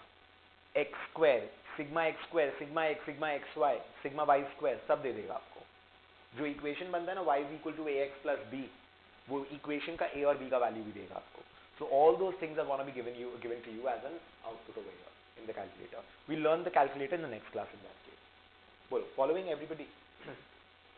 उसके बाद तो sample mean and sample population mean you understand. Population का SD वगैरह क्या होता है दैट यू अंडरस्टैंड. उसके बाद में जो आपका नेक्स्ट टॉपिक बुक में दिया हुआ है that is about your standard deviation का part. Standard deviation we already done. Median क्या होता है, मीन क्या होता है, मोड क्या होता है वो कर चुके हैं अपने. मीन में यहाँ पर 2 मीन का डिस्कशन किया हुआ है that you need to know. This you taken down, right. क्योंकि the moment you see sample mean, although ये बाद में आएगा पॉपुलेशन मीन, बट अगर सैंपल पॉपुलेशन करा दिया तो I might as well do this, ठीक है.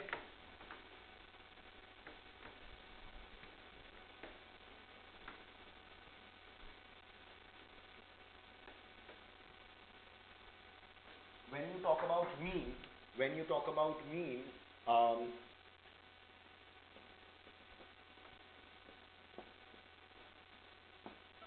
we are gonna have two kinds of mean, arithmetic mean, geometric mean. Arithmetic mean का फॉर्मूला ऑलरेडी पता है अपने को, sigma x by n, that is your am. Geometric mean क्या होता है? That is x1 into x2 into x3.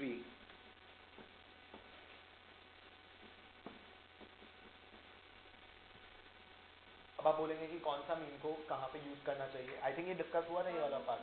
हाँ, 10 stocks and 10 stocks for 1 year and 1 stock for 10 years. तो उसमें अपने डिस्कस कर रहे थे कि इस फॉर्मूला को लिखने का एक फॉर्म है, that is 1 plus r1 into 1 plus r2 into 1 plus r3. इस तरीके से अपने कैलकुलेट करेंगे up to 1 plus rn whole to the power 1n minus 1 will give you the average return of the stock. Say for example मेरा एक stock है, वो पहले साल 10% रिटर्न दिया, नेक्स्ट ईयर 12% दिया, उसके नेक्स्ट ईयर 14% दिया, उसके नेक्स्ट ईयर 8% रिटर्न दिया. ठीक है, 4 साल का रिटर्न का देख रहा हूँ स्टॉक का. The stock will become 1.10 in the first year, into 1.12 times in the second year, into 1.14 times in the third year, into 1.08 in the fourth year. Correct? That is equal to how much? एक बार calculate करके बताइए.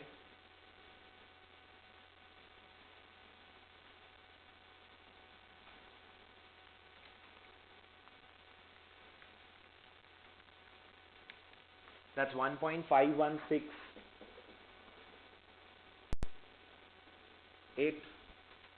ठीक है, इसका मतलब $1 अगर आज invest करेंगे तो 4 साल बाद कितना होगा? 1.5168.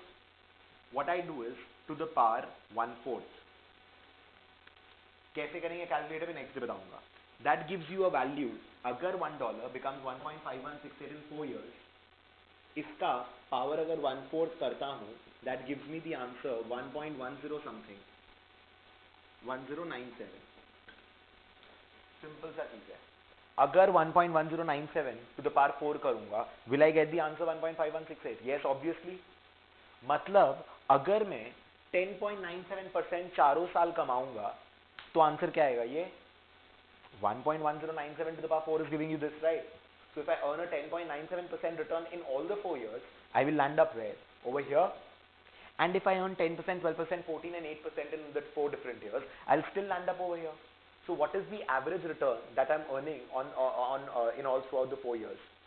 10.97% average return आ रहा है ना आपका, कि अगर आप 10.97% चारों साल कमाओगे या 10, 12, 14 और 8 कमाओगे तो it's all the same, it means the same thing. You're understanding the idea? तो इसीलिए वो 10.97 कैसे है देखो, 1.1, 1 plus 0.12, 1 plus 0.14, 1 plus 0.08 whole to the power 1/4 minus 1 करो, देखो 0.1097 बच जाएगा. ये बेसिकली बता रहा है कि $1 कितना बनेगा 4 साल में, 1/4 कर दिए तो कितना बनेगा 1 साल में, -1 कर देंगे तो इंटरेस्ट पोर्शन बच जाएगा. बिकॉज $1 कितना बन रहा है, अमाउंट पता चल रहा है ना, अमाउंट से प्रिंसिपल माइनस करो, इंटरेस्ट पोर्शन आ गया. बोलिए. सो अरिथमेटिक मीन कहाँ यूज होता है, ज्योमेट्रिक मीन कहाँ यूज होता है, वो डिफरेंट जगह है, अलग अलग जगह पे यूज होगा. Harmonic mean is not there, but I just tell you, you should know.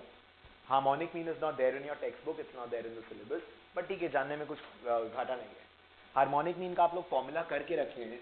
Harmonic mean का फॉर्मूला आप लोग स्कूल में किए थे, that is n divided by sigma 1/x. You don't have to know, just listen and forget it. ठीक है, क्या होता है ना, say for example I have invested $1,000 in 5 different stocks. $5,000 करके मैंने 5 अलग अलग स्टॉक में डाला है पैसा. ठीक है, now if I'm investing $1,000 each in 5 different stocks, एक स्टॉक का प्राइस 10 है, एक का 20 है, एक का 30 है, ऐसा करके अलग अलग स्टॉक प्राइस है. मेरे को निकालना है what is the average price पर स्टॉक. एवरेज प्राइस कैसे होगा? Total investment divided by total number of shares. If you want to find out the average stock price, that is what? Total investment by total number of shares, right? Total investment क्या है? 5 into 1000. ठीक है, total number of shares क्या होगा? 1000 divided by price of the first share plus 1000 divided by price of the second share. Correct? 1000 by price सबका कर देंगे तो total number of shares आ जाएगा ना. ये number of first shares, number of second shares, number of third company का shares, वैसे ही तो दे रहा है ये. बोलो ठीक है, ये क्या आएगा? ये 1000 कॉमन ले लो तो ऊपर में 5 क्या है? n. एंड नीचे में क्या है, सिग्मा ऑफ 1 बाई प्राइस हो गया ना, 1 by x. 10 stocks for 1 year, AM. 1 stock for 10 years, GM. Equal amount invested in different stocks, you want to calculate the average price of the investment, harmonic mean. It's HM. बाकी इसका आपको syllabus से हिसाब से कोई लेना देना नहीं. एंड अगर मतलब आएगा नहीं, 99.99% नहीं आएगा, it's not a part of the syllabus, आ भी गया तो आपको हार्मोनिक मीन का फॉर्मूला याद करने का क्या जरूरत है, आप वैसे भी तो निकाल सकते हो total investment by total number of shares. तो बेसिक चीज हो गया, नहीं आएगा, it's not a part of the syllabus. But still I mean since I was discussing कि एएम का एप्लीकेशन क्या है, जीएम का एप्लीकेशन क्या है, नो हार्म नोइंग एचएम का क्या होगा. यहाँ तक ठीक है. तो एएम कहाँ यूज करे, जीएम कहाँ यूज करे, वो समझ में आ गया आपको. उसके बाद we come to the expectations वाला part. Expectations we already done, but आप लोग को प्रॉब्लम हो रहा था कि अपने को समझ में नहीं आ रहा है कि फॉर्मूला का कैलकुलेशंस कैसे करेंगे, अपने कैलकुलेशंस वाला इशू हो रहा था. So there is a question that they have given, probability दिया है एंड ईपीएस दिया है. Let's calculate values for this one only.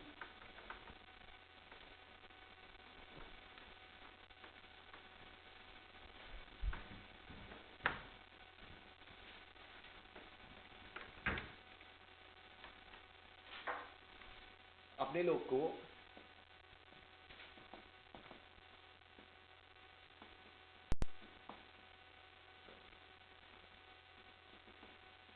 probability and EPS दिया है. क्वेश्चन दिया है बुक में, I'll just take that once, 20, 20, 40 and 30. EPS,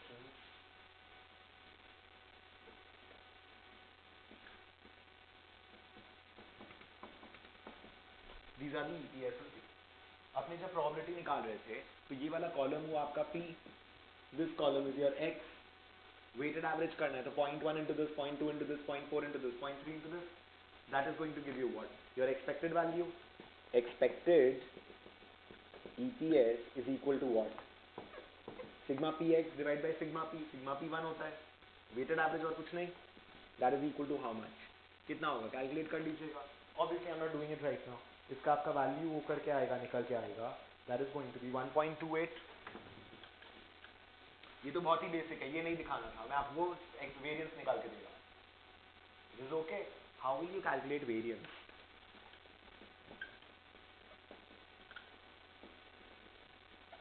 कितना निकल जाएगा, कैसे निकलेगा?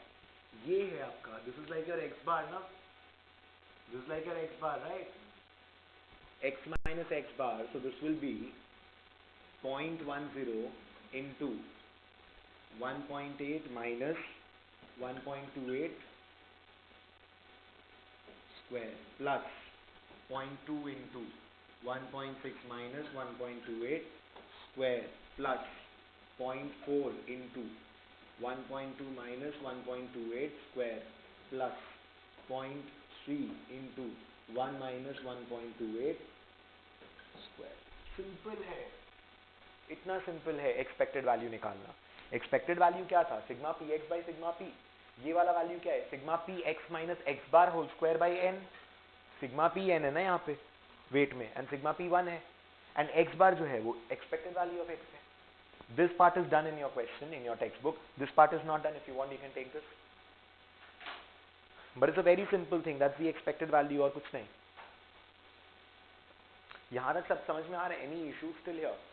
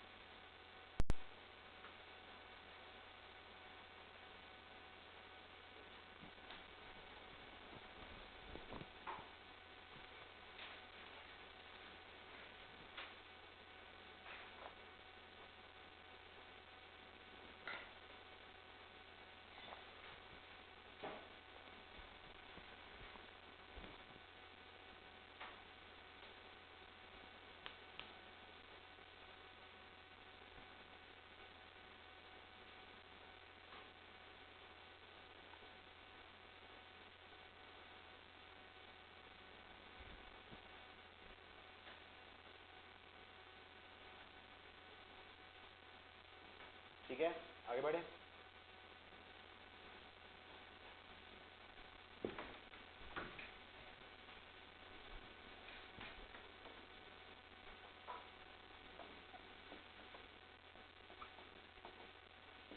उसके बाद ना एक सेक्शन थोड़ा सा इरिटेटिंग सा ऐड करके रखा है, that is a little irritating section. Expectations के ऊपर में ना कुछ कुछ फॉर्मूला दिया है. What kind of formulas? I just give you an example. Expected value of Cx is equal to C into expected value of x. Suppose करो आपको बोला है 10, 20, 40 एंड 60 का एक्सपेक्टेड वैल्यू निकालना है. इसका प्रोबेबिलिटीज लेट्स से 10%, 50%, 5%. ठीक है. Can I not calculate the expected value of this value and multiply that answer by 10? अरे सिग्मा पी एक्स में हर एक में से 10 कॉमन लेकर के लास्ट में जो वैल्यू है उसमें 10 अगर मल्टीप्लाई कर दिया तो क्या फर्क पड़ेगा? इफ आई जस्ट मल्टीप्लाई, इसका वैल्यू से 10 मल्टीप्लाई कर दूंगा ना, आंसर सेम नहीं आएगा. वही तो कर रहे. Expected value of C X is equal to C into expected value of X. That C is a constant. You understanding? इस तरीके का 15-20 प्रॉपर्टी डाल दिया है. मतलब कुछ इसका डाला है, कुछ आगे वाले का डाला है. 5 over here and standard deviation variance में कुछ properties डाल दिया है. So you're not supposed to be mugging up those properties. You're just supposed to be going through. इतना कुछ वो नहीं, मतलब it's not going to matter so much. It's not a very important formula as such. But you have to at least go through those. But your understanding बहुत simple है. इसमें कुछ great नहीं है. The next one they're discussing is e to the power e expected value of x plus y is equal to expected value of x plus expected value of y. Expected value x और y का total का expected value निकालो, या x का अलग से y का अलग से, it's gonna be the same provided they are random variables, they are not related.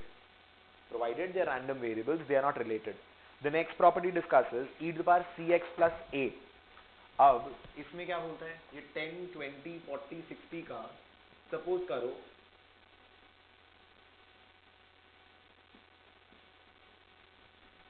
Can I not do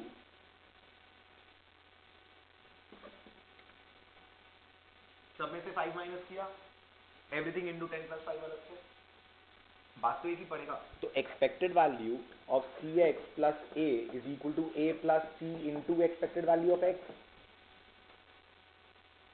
यही तो कर रहा है. बोलो ठीक है.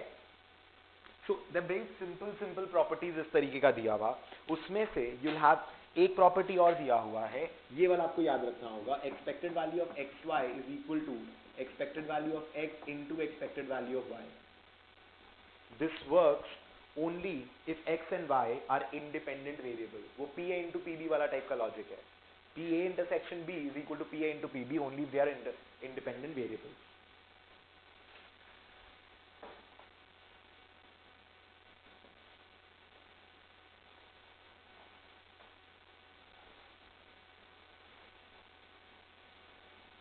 Expected value of x whole square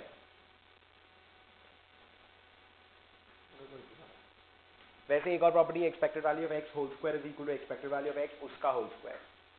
तो expected value of X square, expected value of X square is equal to expected value of X निकाल के उसका होल स्क्वायर कर दो. तो इस तरीके का प्रॉपर्टीज दिया हुआ है. उसके बाद में when you get into variance and standard deviation, एक बार I think there need to be a change हो रहा है. हाँ, सो उसमें वही मैं बोल रहा था कि चेंज किया, इसमें प्रिंटिंग एरर था. यहाँ पे expected value of X Y, this is for independent variables, right. Independent नहीं होगा तो this is the truth, this is the case. Independent था तो it's equal, for non independent it is not equal to. Independent होगा तभी तो P A into P B वाला करते हैं, दैट्स दिस. अब एक बात बताओ, expected value of X square is equal to expected value of X whole square अगर करता हूँ, सोच के बताना मेरे को. यहाँ पे अगर एक वैल्यू नेगेटिव है, expected value of x, will this work? Do you think that equation is correct? सोच के बताओ. जब expected value of x calculate करोगे तो उसमें तो देखो 6421 में 4 काफी नलिफाई कर देगा 6 को, you'll have like a 5 का whole square. But when you do इनका whole square and then you take the expected value, don't you think 4 will be represented as 16? So this is the truth, this is the correct equation. Book में देख लीजिए, नहीं किया हो तो कर दीजिए, एक बुक में प्रिंटिंग एरर था. So in case it is not given that not equal to है, it's corrected 2016 में वैसे, I just checked. So expected value of x square is not equal to expected value of x का whole square. You understanding the reason why? ठीक है. तो reason से याद करेंगे तो ये सब याद रहेगा, वरना प्रॉपर्टीज का formula is not mugging up ऐसे. Similarly we do the similar kind of properties for your variance and standard deviation. Variance and standard deviation का जब बात करते हैं तो वही वेरिएंस का फॉर्मूला वही देके रखा है, expected value of x minus mu whole square, जो कराया तुम लोग को प्रोबेबिलिटी को यूज करके यहाँ पे. That is how you calculate the expected value. उसमें if c is constant, variance of a constant term क्या होता है बताओ, सोच के बताइए.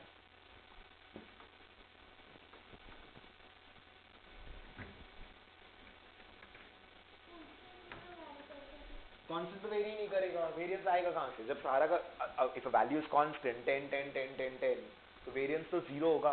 कांस्टेंट टर्म का तो वेरिएंस होता ही नहीं है. वेरिएंस का मतलब क्या है, deviations around the average. If the term is constant where is the deviation coming in, that's zero. The variation of a constant term is zero. अब variance of cx is going to be variance of x whole square into what, c की c square. c square हो जाएगा ना. Suppose the average is this. आप क्या करते हो, 10 minus 30 whole square, 20 minus 30 whole square, 30 minus 40 whole square. तो हर जगह वो जो कांस्टेंट टर्म 10 वाला अगर हटा दोगे तो हर जगह 110 स्क्वायर से मल्टीप्लाई होना चाहिए ना पूरा का पूरा variance, not SD variance. 10 minus 30 whole square is what, 20 का square 400, but 1 minus 3 whole square करोगे तो 2 square will be 4 ना, so will be what, 4 into 10 square. अब एग्जाम में अगर ये प्रॉपर्टी भूल गए या क्वेश्चन में आ गया which of the following property is true और फॉल्स और समथिंग, क्यों दिमाग लगा रहे हो. 20 10 10 20 30 एवरेज कितना 20, इसको लेकर के सम करके देख लो वहां पे कौन सा प्रॉपर्टी वर्क कर रहा है कौन सा नहीं कर रहा है. कि अगर मैं 0 हटा देता हूँ 10 को कॉमन ले लेता हूँ तो इसका वेरिएंस क्या है. So just in case you forget the properties, you're not being a little confident about it. ये सब दिमाग लगाइएगा ना. और गंदगी करना 10 minus 10 और 0 ले लो, कैलकुलेट करने में टाइम नहीं लगेगा. 10 minus 10 0 का क्या है तुम्हारा, एवरेज इज 0. मीन क्या होगा 10 स्क्वायर प्लस 10 स्क्वायर 200, मतलब वो वेरिएंस सॉरी 10 0 minus 10 लो और उसके हिसाब से करके देख लो, वेरिएंस 100 आना चाहिए ना. तो सी स्क्वायर अगर करोगे तो 100 इंटू 1 करोगे कि 10 इंटू 1 करोगे, 100 इंटू 1 मतलब सी स्क्वायर होना चाहिए प्रॉपर्टी में. तो ये सब ये ट्रिक्स वगैरह भी याद करना पड़ेगा. We have to be very smart when you are attempting the paper. जो गलती करके जो सी अगर करके जो आंसर आएगा that will be one of the option. It's known as a distractor. So ये मत समझना ये Indian exam, I don't know Indian exam में तो एमसीक्यू देखने को मिलता नहीं है वैसे, but if you are seeing 4 options, the other 3 options are going to be calculated in some manner, some wrong manner. तो वो random options नहीं होता है. Your understanding, जो गलती करके आंसर निकालोगे वो पक्का ऑप्शन रहेगा, सारा ऑप्शन वैसा रहेगा. All the 3 options are gonna be making some kind of a mistake. So the options are not gonna be random. So you tend to be a little confident कि यार मतलब under confident भी मत हो जाना उसके कारण कि हम आंसर निकाला वो आ गया तो पक्का ही गलत होगा. So you have to be very clear, very comfortable with your concepts. समझ रहे हो. नेक्स्ट वाला में देखते हैं.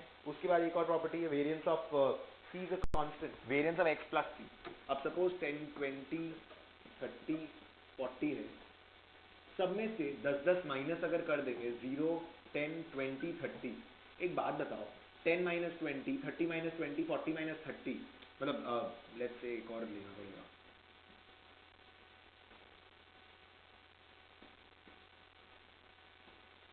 तो this minus this minus this minus this minus this करो. अच्छा ठीक ही क्या, सब में से 10 माइनस कर दिया, ठीक है. इसका जो डिफरेंस है, डोंट यू थिंक इसका भी डिफरेंस वही होगा, हैज टू बी. इससे और इससे दोनों से 10 माइनस किए तो इसका डिफरेंस अगर 20 है तो इसका डिफरेंस भी तो 20 रहेगा. इसका डिस्टेंस अगर 10 है तो इसका डिस्टेंस भी तो 10 ही रहेगा, बिकॉज दोनों में से तो 10 माइनस कर दिया. मतलब if you subtract a constant term from all the values your variance will change और not change, not change. So variance of c plus x या x प्लस c या x माइनस c जो भी हो is equal to variance of x only, because your differences will remain same ना. बोलो समझ में आ रहा है कि नहीं समझ में आ रहा है. You cannot spend so much time on these kind of formulas. Your understanding कैसे समझना है इस तरह का प्रॉपर्टीज को याद नहीं करना इस तरीके से, रटा मत मारिएगा. उसके बाद में if a and c are constant, भाई ए एक्स प्लस सी का variance is equal to what? क्योंकि constant is not gonna matter ना, कांस्टेंट से तो फर्क पड़ा नहीं, दो को कंबाइन किया हुआ है, इसको और इसको कंबाइन करके ये निकाल के दिया है। बोलो ठीक है, चलेगा? उसके बाद इंडिपेंडेंट वाला चीज भाई, अगर इंडिपेंडेंट है तो variance of X plus Y is variance X plus variance Y, अगर इंडिपेंडेंट नहीं है तो it will not work. Variance of ax plus cy is equal to a square variance x plus c square variance y. So we're giving you very basic kind of those properties. You need to know the properties, don't mug it up and don't waste time on that. But basic properties पता होना चाहिए, especially वो constant वाले जो हैं, that's very common sense kind of stuff. So there you cannot be, iffy and all. उसके बाद covariance and correlation में आते हैं. Covariance correlation भी अपने कर चुके हैं. Covariance क्या कर रहे थे? दो अलग अलग डेटा स्ट्रीम का रिलेशन देखने के लिए. Covariance would give you the direction but not the magnitude. To be very honest, even if the value is 1 lakh, 2 lakh, 5 lakh, it doesn't even say that the correlation could be even 0.2 के आसपास. Covariance का formula simple था, x minus x bar into y minus y bar, the whole thing का sigma divided by n. अगर वो n नहीं करना है, यहाँ पे वेट डालना है तो वेट डाल दो, वही वेट को प्रोबेबिलिटी भी डाल सकते हैं, एंड नीचे में सिग्मा w का जरूरत नहीं, because that is going to be 1. ये एक्सपेक्टेड कोवेरियंस आ जाएगा. ऑब्वियसली एक्सपेक्टेड कोवेरियंस होगा तो इन दोनों को सब्स्टिट्यूट करो, expected value of x and expected value of y से.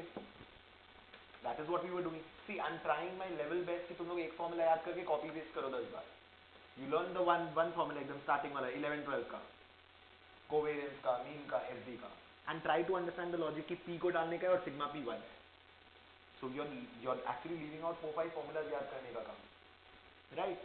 कोरिलेशन फिर अपने क्या कर रहे थे कि स्टैंडर्डाइज करा था, तो correlation is written as rho x, y और r x, y, किसी भी तरीके से लिख सकते हैं इसको, and that was equal to what?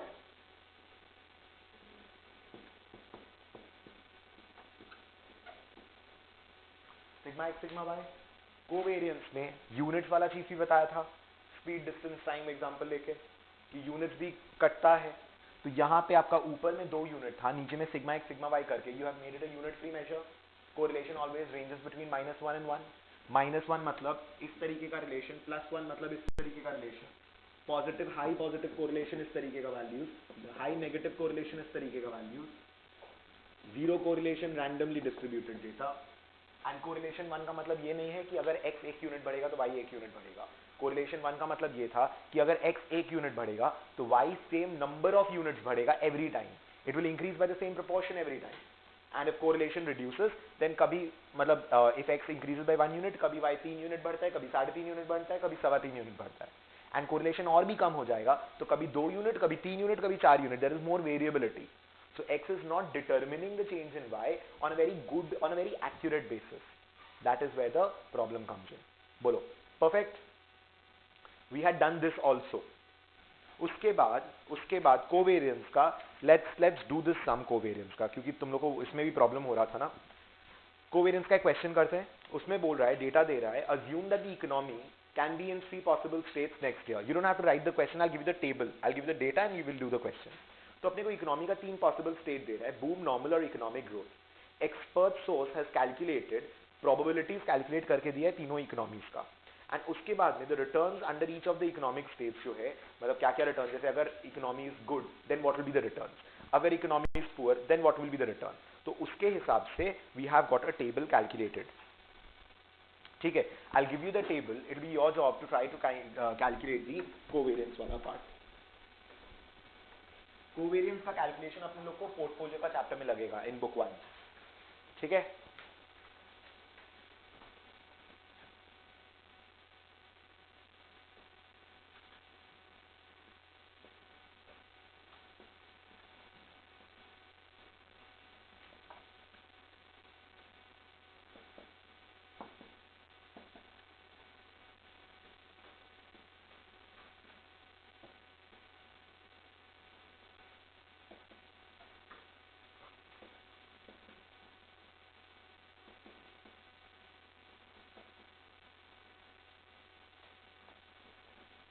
I also need the correlation.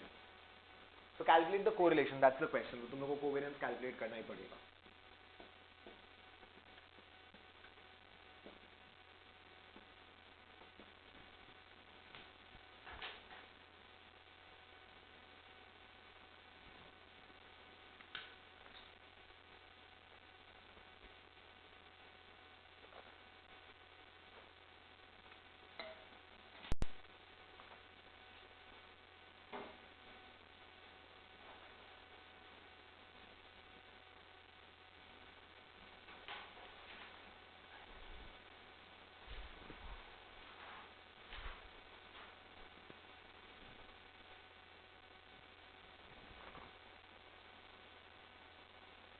ठीक है, let's see the solution for this one. इसमें अपने लोग को सबसे पहले देखो, total probability is 1, weight is 1, simple. इसका अपने एक्सपेक्टेड रिटर्न दोनों का निकाल लेते हैं. Expected return of stock A and expected return of stock B. 0.3 into 0.2, 0.5 into this and 20% of this निकाल लेते हैं. ये तो मेंटली हो जाएगा. That is going to be your expected return of stock A, that is sigma px. That's it. So इससे क्या आएगा, 30% of 20, 30% आएगा 6, and this is also going to be 6 I guess. 5%, 50% of 12, 6, 6, 12, and 1, 13% आएगा ये 0.13. and इसका expected return कितना आया होगा, 9 and 5, 14 and 0, that is going to be 0.14. ये आपका expected return A and expected return B आया होगा. यहाँ तक ठीक है. उसके बाद में I need to calculate correlation के लिए मेरे को सिग्मा, सिग्मा कोवेरियंस, तीनों चीज लगेगा. बुक का जो सोल्यूशन है उसमें खाली covariance A, return A and return B का कैलकुलेट करके दिया है. मैंने आपसे कोरिलेशन मांगा था ताकि अपना सिग्मा भी प्रैक्टिस हो जाए.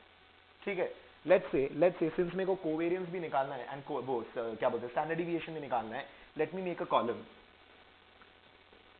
x माइनस एक्स बार का column and y minus y bar का column. You can do it mentally, but since मेरे को एस डी एंड कोवेरियंस दोनों निकालना है ना, I might as well make this, right. So this is going to be, इससे 13 माइनस करना है यार, एकदम सिंपल है.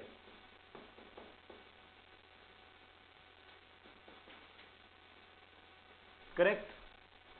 x minus x bar, simple. y minus y bar is going to give you 0.16 minus 0.04 and minus 0.14. ठीक है. Covariance कैसे निकलेगा, covariance is equal to sigma p x minus x bar y minus y bar divided by sigma p, that is 1. x minus x bar y minus y bar का column है, so this into this into this plus this into this into this plus this into this into this is your covariance. x minus x bar ये निकला column में, y minus y bar ये column में निकला, p ये column में दिया हुआ है. तीनों कॉलम का वैल्यूज को मल्टीप्लाई करके उसका समेशन ही तो है, और कुछ है ही नहीं यहाँ पे. It's that simple. बोलिए everybody is okay with this और नॉट? हाँ बताइए. Fine. And that value is giving you कितना है, 0.0058. यही आया क्या, देखो राइट. सिग्मा इधर निकाल देता हूं, sigma return of A and sigma return of B कितना आएगा, that is going to be 0.3 into this square, 0.5 into this square, 0.2 into this square. probability into x minus x bar whole square plus another weight into x minus x bar whole square plus another weight into x minus x bar whole square. And similarly probability into iska square, probability into iska square and probability into iska square is going to give you iska sigma. And once that is there,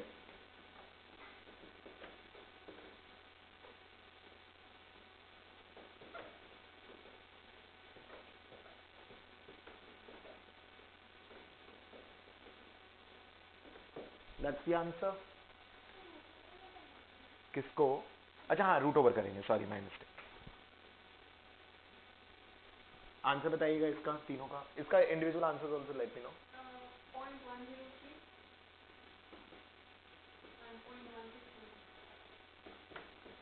और इसका बाकी लोग देखो ये answers आ रहे हैं क्या? ये आंसर्स आया? एक बार करके देखिए कैलकुलेशन, ये आंसर आ रहा है कि नहीं. I'll do one. और you could have taken the calculate. 0.3 में एक बार का निकाला था 0.07 स्क्वायर प्लस 0.01 स्क्वायर प्लस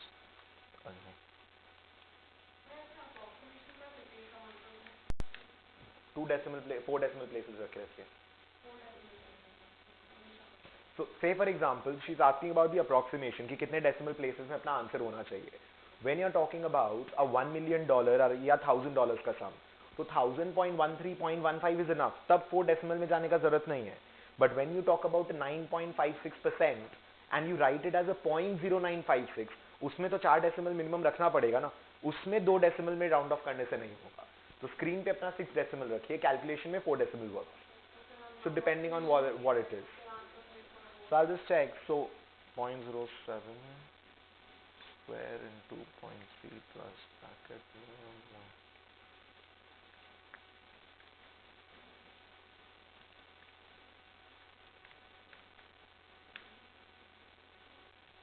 0.0529 आ रहा है पहला वाला. क्या आ रहा है आप लोग का आंसर्स?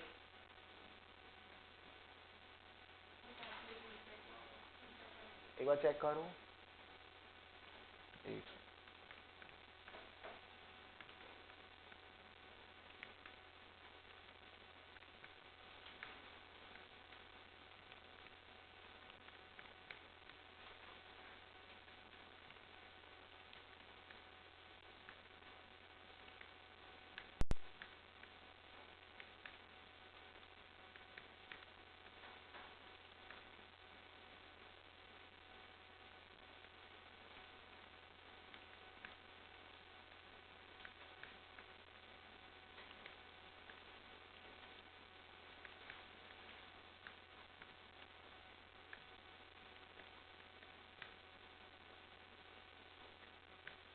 0.0529 ही आएगा.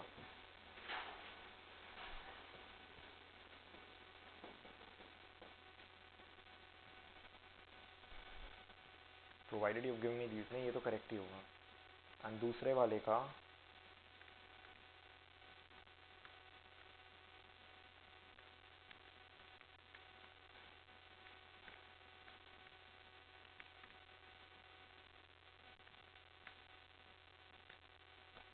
ये भी गलत है.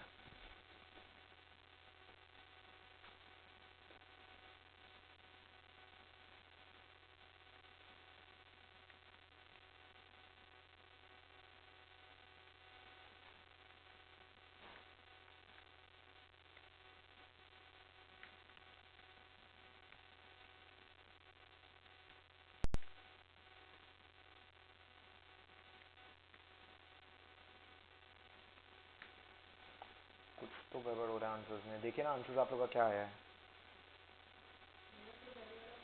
अच्छा नहीं नहीं आए, ये 0.0921 गलत है. एक सेकेंड.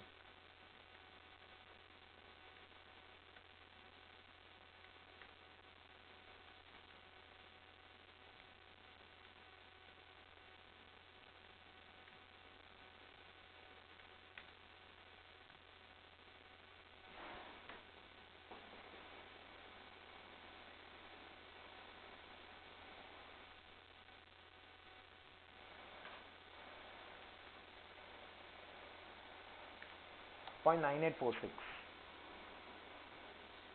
देखो एक बार ये आ रहा है क्या answer.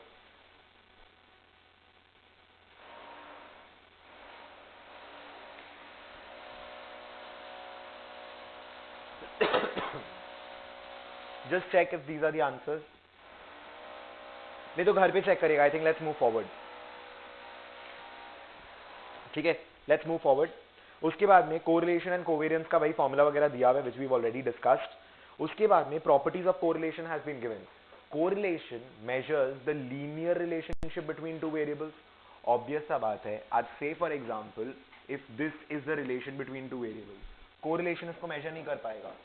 If there is an equation ax square plus bx plus c is equal to 0, there is a, or y is equal to ax square plus c. Graph इस तरीके का अगर बन रहा है, there is a relation between y and x, right? But will correlation, will the r be able to tell you about this? क्या correlation इस relation को दिखा पाएगा? अपने जब कोरिलेशन का बात करते हैं तो अपने तो ये देखते हैं ना कि कोरिलेशन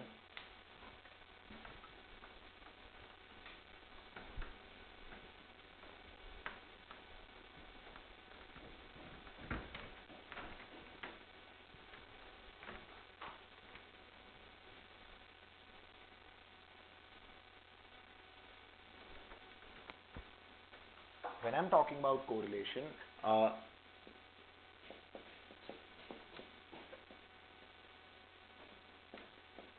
जब कोरिलेशन का बात कर रहे हैं तो this is a perfect positive, this is your perfect negative.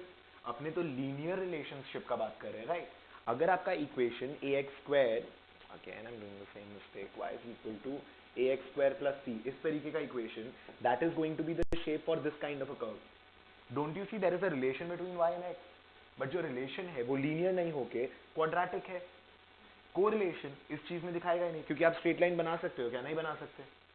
Correlation नहीं डिपिक्ट कर पाएगा इस चीज को, it will not be able to show, give you an equation और गिव यू अ वैल्यू और give you a correct idea. So correlation का एक लिमिटेशन है that it is going to give you a relationship only between two linear, it is going to talk about, it is going to give an idea whether there is a linear relation or not. तो correlation zero का मतलब ये नहीं है कि variable के बीच में कोई रिलेशन नहीं है, उसका मतलब ये है कि वेरिएबल के बीच में कोई लीनियर रिलेशन नहीं है। There could be a quadratic relation, there could be a curve that it could be forming. Circle का भी तो इक्वेशन होता है, बट ये लीनियर रिलेशन नहीं है ना, एंड ये आपको कोरिलेशन बता नहीं पाएगा। कोरिलेशन का कोई यूनिट नहीं होता, it's unit free, it is between -1 and +1, we discussed all that. And एक और चीज में प्रॉब्लम क्या होता है ना, कोरिलेशन का कई बार अपने डेटा माइन कर रहे हैं, say for example I am regressing, I am looking at Nifty का correlation, I am looking at Nifty का correlation with let's say Africa का हर एक सिटी का रेनफॉल के साथ।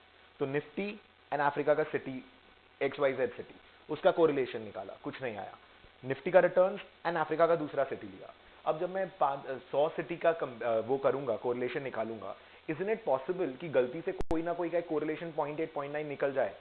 आप 100-150 सिटीज का अगर कोरिलेशन निकालोगे, just by luck, by chance, since you done so much of data के साथ में mining, don't you see I can have a correlation formed, I can have a correlation between the Nifty, between the India ka stock index and with the rainfall of a country of a random city in Africa. But do you think there is a relationship that exists between the two? नहीं, इसको data mining बोलते हैं। Spurious correlation हो सकता है। आप data mining करके जबरदस्ती का इतना सारा डेटा माइन किया कि 1000 चीज के साथ कोरिलेशन निकालोगे यार, तो 2-4 में तो निकल ही जाएगा। But there is no economic relationship, there is no fundamental relationship, so it doesn't make sense over there, right? बोलो, ये फॉलोइंग नॉट फॉलोइंग? समझ रहे आप लोग ये चीज? तो वो सब चीज के केस में ना अपना कोरिलेशन नहीं काम करेगा। So these are the things that you also should be knowing. अब वही कोरिलेशन, अच्छा उसका आंसर दिया हुआ है 0.9842 आया था क्या? मैंने लिखाया था जो आंसर कोरिलेशन 0.0529, 0.1114 एंड 0.9842, वो आगे वो सम किया हुआ है। So you have the answers, but you try and calculate and check for yourself. उसके बाद में correlation coefficients we've already seen। 1 का मतलब क्या होता है, 1 से कम का मतलब क्या है, 0 क्या है, -1 क्या है। Scatter plot we know what it is, X and Y का कोऑर्डिनेट्स को प्लॉट किए, and we've done all these graphs. Correlation का सारा ग्राफ कर चुके हैं अपने लोग। उसके बाद में moments and central moments is also something that weave already done. Moments and central moment अपने बात कर रहे थे, देयर इज 1 2 3 4, उस तरीके से अगर देखेंगे तो 2 के केस में we start with the variance. First moment तो कुछ होता नहीं है, because the moment needs to be around the mean. Second is your variance, third उसको स्टैंडर्डाइज करते हैं, third moment is your this one ना, ये थर्ड मोमेंट है, इसको स्टैंडर्डाइज करते हो तो स्क्यूनेस बनता है। ये फोर्थ मोमेंट है, इसको स्टैंडर्डाइज करते हो तो फिर आपका कर्टोसिस बनता है। We've already done this bit. उसके बाद में we've done skewness and we've done kurtosis, and excess kurtosis is also given K-3, we've already done that. Skewness में क्या क्या डिस्कस किए थे अपने, I am not repeating the standard deviation part. Skewness, symmetrical skewness is 0, skewness is negatively skewed because there is an outlier on the left side, it is left skewed or negatively skewed. Your mean is going to be pulled over here, mode is going to be the highest wala frequency wala, and median is going to be in between. Mean is affected by the outlier but not the median. In case of a positively skewed, it's going to be something like this, excessive positive value, outlier on the positive side. Your mean is going to be pulled towards the positive side. Your mean is greater than median is greater than mode, mode ये है, mean ये है, और median हमेशा बीच में लाई करता है। इसको पॉजिटिवली स्क्यूड बोले थे. यहाँ पे plus sign and minus sign will matter because skewness is gonna be positive or negative because power में 3 है, ये भी किए थे. कर्टोसिस वाला चीज में क्या बोल रहे थे? कर्टोसिस वाला चीज में we were discussing that this is a normal distribution say for example, या इसको अपने एक स्टैंडर्ड एक बेस फिगर मान लेते हैं, बेस डायग्राम मान लेते हैं. It is possible that there is more distribution on the in the tails in the extreme ends and less distribution around the mean. मतलब या तो एवरेज में बहुत सारा वैल्यू है, अब जैसे ही एवरेज से थोड़ा सा दूर जाते हैं number of observations decrease a lot and there is more observation in the tail. So this is more risky ना. या तो रिटर्न एवरेज 10% है, या सीधा ही 0 है, या सीधा ही 30 है. वो बीच का जो एवरेज होता है ना आपका 9-10%, 12%, 13%, हार्डली ऑब्जर्वेशंस है. दैट इज द रिस्की वाला चीज. So that we studied over here. Kurtosis में obviously the positive and the negative does not matter, the power is 4. So we are just trying to see the effect of these extreme cases, of these extreme events. ये outlier था, outside the normal range. Here we are talking about the tail of the data. इसको ये जो dotted है, ये leptokurtic है, इसको बोलते हैं fatter tail and peaked data. ये आपका mesokurtic हुआ. And इस तरीके का अगर कुछ आ जाएगा तो that is going to be kind of a platykurtic. Leptokurtic का kurtosis is greater than 3. Mesokurtic जो आपका ये वाला normal वाला था, that is equal to 3. And ये जो platykurtic है, that is going to be less than 3. Excess kurtosis was equal to k minus 3. So वही चीज यहाँ इसके लिए पॉजिटिव हो गया क्योंकि ये 3 से बड़ा, तो excess kurtosis 0 से बड़ा. Mesokurtic के लिए it becomes 0 because 3 minus 3 is 0, and platykurtic के लिए it become negative because the value was less than 3 for platykurtic. So the value has to be less than 3. बोलो, making sense? Fine चलिए. Okay. उसके बाद तो ये skewness and kurtosis अपने कर लिए थे, positive skewed, negative skewed and all of that. 0 and pull towards the left and right and the mean greater than median. यहाँ mean is less than median is less than mode. यहाँ mean is mean is greater than median greater than mode. This part we had done already. Leptokurtic, platykurtic, mesokurtic, we've already done all of this. उसके बाद kurtosis वाला चीज and negative outcomes and all that. Co-skewness and co-kurtosis करके एक छोटा सा theory सा section दिया हुआ है. Co-skewness and co-kurtosis, there is a very small theoretical section that is given over here. वहां पर अपने बात कर रहे हैं कि जहां पर we want risk management वगैरह वाला चीज जो होता है, we want to have multiple distributions का आपस का skewness and kurtosis and वो वाला चीज, there we get into co-skewness and co-kurtosis. Rather I would suggest कि एक बार इसको होल्ड पे रखिए co-skewness co-kurtosis को. I'll need to move ahead with the portfolio वाला section, then you will understand this better. जब हम लोग distribution start कर लेंगे ना, 2 joint distribution वगैरह बनाना and all, then I'll get back to the co-skewness co-kurtosis. So I'll skip this portion for a bit. उसके बाद the last LOS for this particular chapter. I'll come back to co-skewness co-kurtosis. 2-3 चीज cover करके फिर it will be easier for me to explain. ठीक है. उसमें आपको 4 property दिया हुआ है for a best linear unbiased estimator का. वो बेस्ट लीनियर अनबायस्ड एस्टिमेटर के लिए BLUE करके ब्लू बना के रखा, याद करने के लिए, बकवास कर रहा है. Best linear unbiased estimator. Sample statistic पढ़ के आपने समझे थे ना कि we are trying to study, we are trying to analyse and understand the sample statistics in order to predict the population parameters. That is what we are trying to do with the sample statistics, right? So sample statistics के लिए we are trying to have an estimator, we are trying to get estimates based on the linear equations, अपने linear estimates निकालने का कोशिश कर रहे हैं. We are not working with curves and all right now. हम लोग correlation का बात कर रहे हैं, covariance का बात कर रहे हैं. We are studying all the attributes of data. We are looking at a linear relation between two variables and not at circular relations or quadratic relations or any kind of polynomial equations and all. We are not looking at that right now, right? आपका पूरा curriculum में नहीं देखोगे. अपने इसके बाद में मतलब once this section, the whole section hypothesis तक का it's over, you have linear regression all along with it. So we get into all that bit also. But right now we are looking at linear estimations. So linear estimation का properties क्या है? Properties का जब बात कर रहे हैं, आज say for example, I want to form an equation. Let's say I want to form an equation between x and y. So कैसा properties होना चाहिए of a good estimator? आज suppose I'm using a sample to estimate population. मैं कोई भी चीज को estimate करने का कोशिश कर रहा हूँ, तो properties का क्या क्या qualities होना चाहिए? You get a lot of theory questions with respect to which of the following is most likely a property of a good estimator, which of the following is least likely a property, and they will not give you very straightforward question. वो थोड़ा सा confusing लगेगा, like आपको लगेगा कि नहीं यार ये भी सही था, ये सही, मतलब minor differences they'll do, very conceptual differences they'll do, and they'll give you questions that way. So you need to be very sure, मतलब वो theory वाला चीज सोच के ना कि ये बेकार चीजें आएगा नहीं, वो मत करना, especially this one. ठीक है. So what are your properties is your unbiased estimation, unbiased estimator एक है, दूसरा is efficient, unbiased and consistent. There are 3 properties and the fourth one तो बहुत ही बेसिक सा बोल रहा है कि when it can be used as a linear function of sample data. Linear estimate is one where it can be used as a linear function. मतलब वो बेसिकली बोल रहा है कि relation is linear. That is the fourth estimator. But the first 3 points are very important. Unbiased, efficient and consistent. Unbiased, efficient and consistent. There will be another part you will be studying जहां पर आपका आएगा sample statistics का properties and all. You will again do the same 3 points over there. What do you understand by the terms unbiased,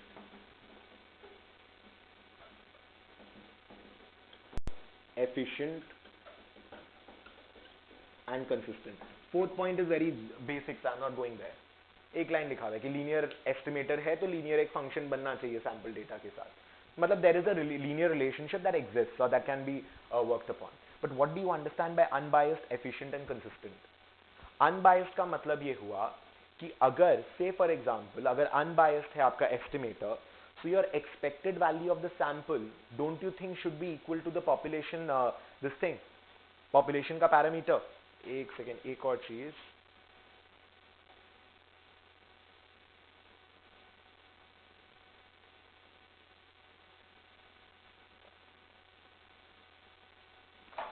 They've written half the stuff, I'll do extra stuff over here, don't worry.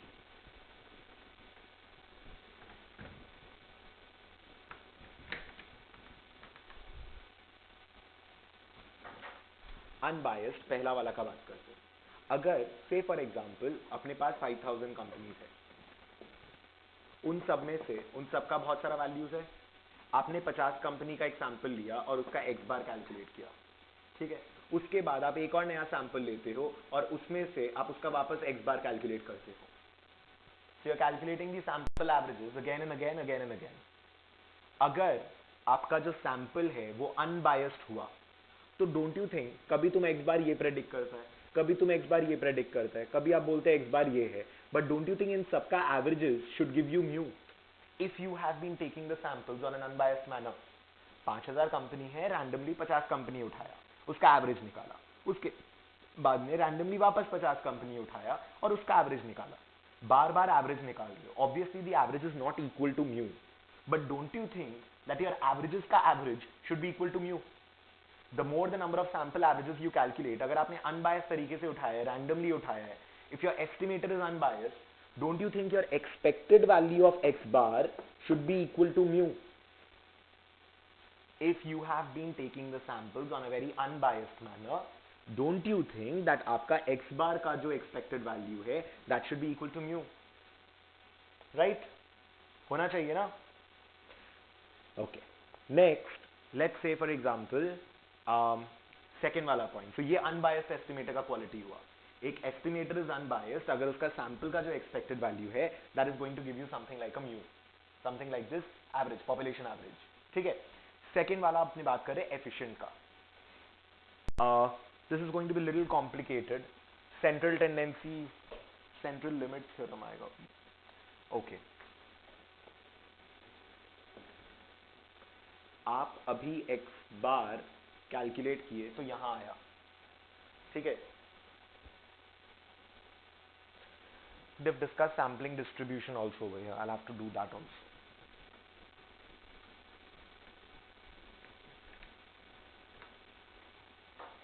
आप लोग को ना कुछ notes मिल जाएगा इसके ऊपर में. They've skipped a portion. They've not discussed the portion in detail. You'll need that. इधर देखिएगा वापस. 5000 कंपनी, 5000 कंपनीज है. When you have x1, x2 up to x 5000, 5000 companies आ जाए. इसका जो एवरेज होता है उसको म्यू बोलते हैं और इसका स्टैंडर्ड डिविएशन को sigma x. That's correct. This is the population का distribution. Second, when you are talking about a sample distribution x1 से लेकर x50 तक, एंड इसका जो एवरेज है let's say x bar 1, I take another sample x1 से लेकर x50 तक, उसका एवरेज निकाला.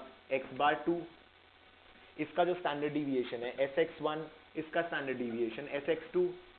I can do it for multiple samples. यहां तक कोई problem? This is a population का distribution. This is a sample distribution.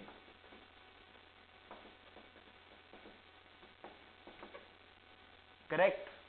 Everybody sure? Now try to understand. अपने वही 5000 कंपनी का बात कर रहे हैं. 5000 कंपनीज को आप प्लॉट किए हो, उसका वैल्यूज है. आप उसमें से 50 कंपनी का एवरेज लोगे. लेट्स से मेरा एवरेज ये आया x बार 1, कभी मेरा एवरेज x बार 2 आया, कभी मेरा एवरेज x बार 3 आया. ठीक है. Now you use x bar to predict, let's say mu. You're using x bar to predict mu. x bar का एवरेज अगर आपका एस्टिमेटर ढंग का है तो x bar का averages should be leading you to mu ना. अच्छा, x bar का जो आपका स्टैंडर्ड डिविएशन होगा, मतलब ये 50 वैल्यूज का स्टैंडर्ड डिविएशन होगा, that is going to be estimated. ये x bar का इसका जो स्टैंडर्ड डिविएशन है, we are using this to estimate this.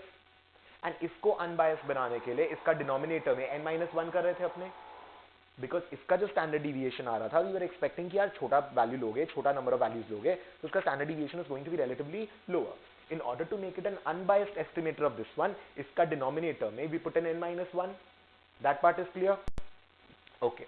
Next part में if you see over here, ये x bars का distribution. So now what is this? This is x bar 1, x bar 2, x bar 3, x bar 4. अब मैं क्या कर रहा हूं, ध्यान दीजिएगा. मैं एक डिस्ट्रीब्यूशन बना रहा हूं x बार 1, x बार 2, x बार 3. इसका एवरेज क्या होना चाहिए, म्यू. इसका जो स्टैंडर्ड डिविएशन है वो क्या होगा, will it be an estimator of sigma x और समथिंग. सोच के बताइएगा.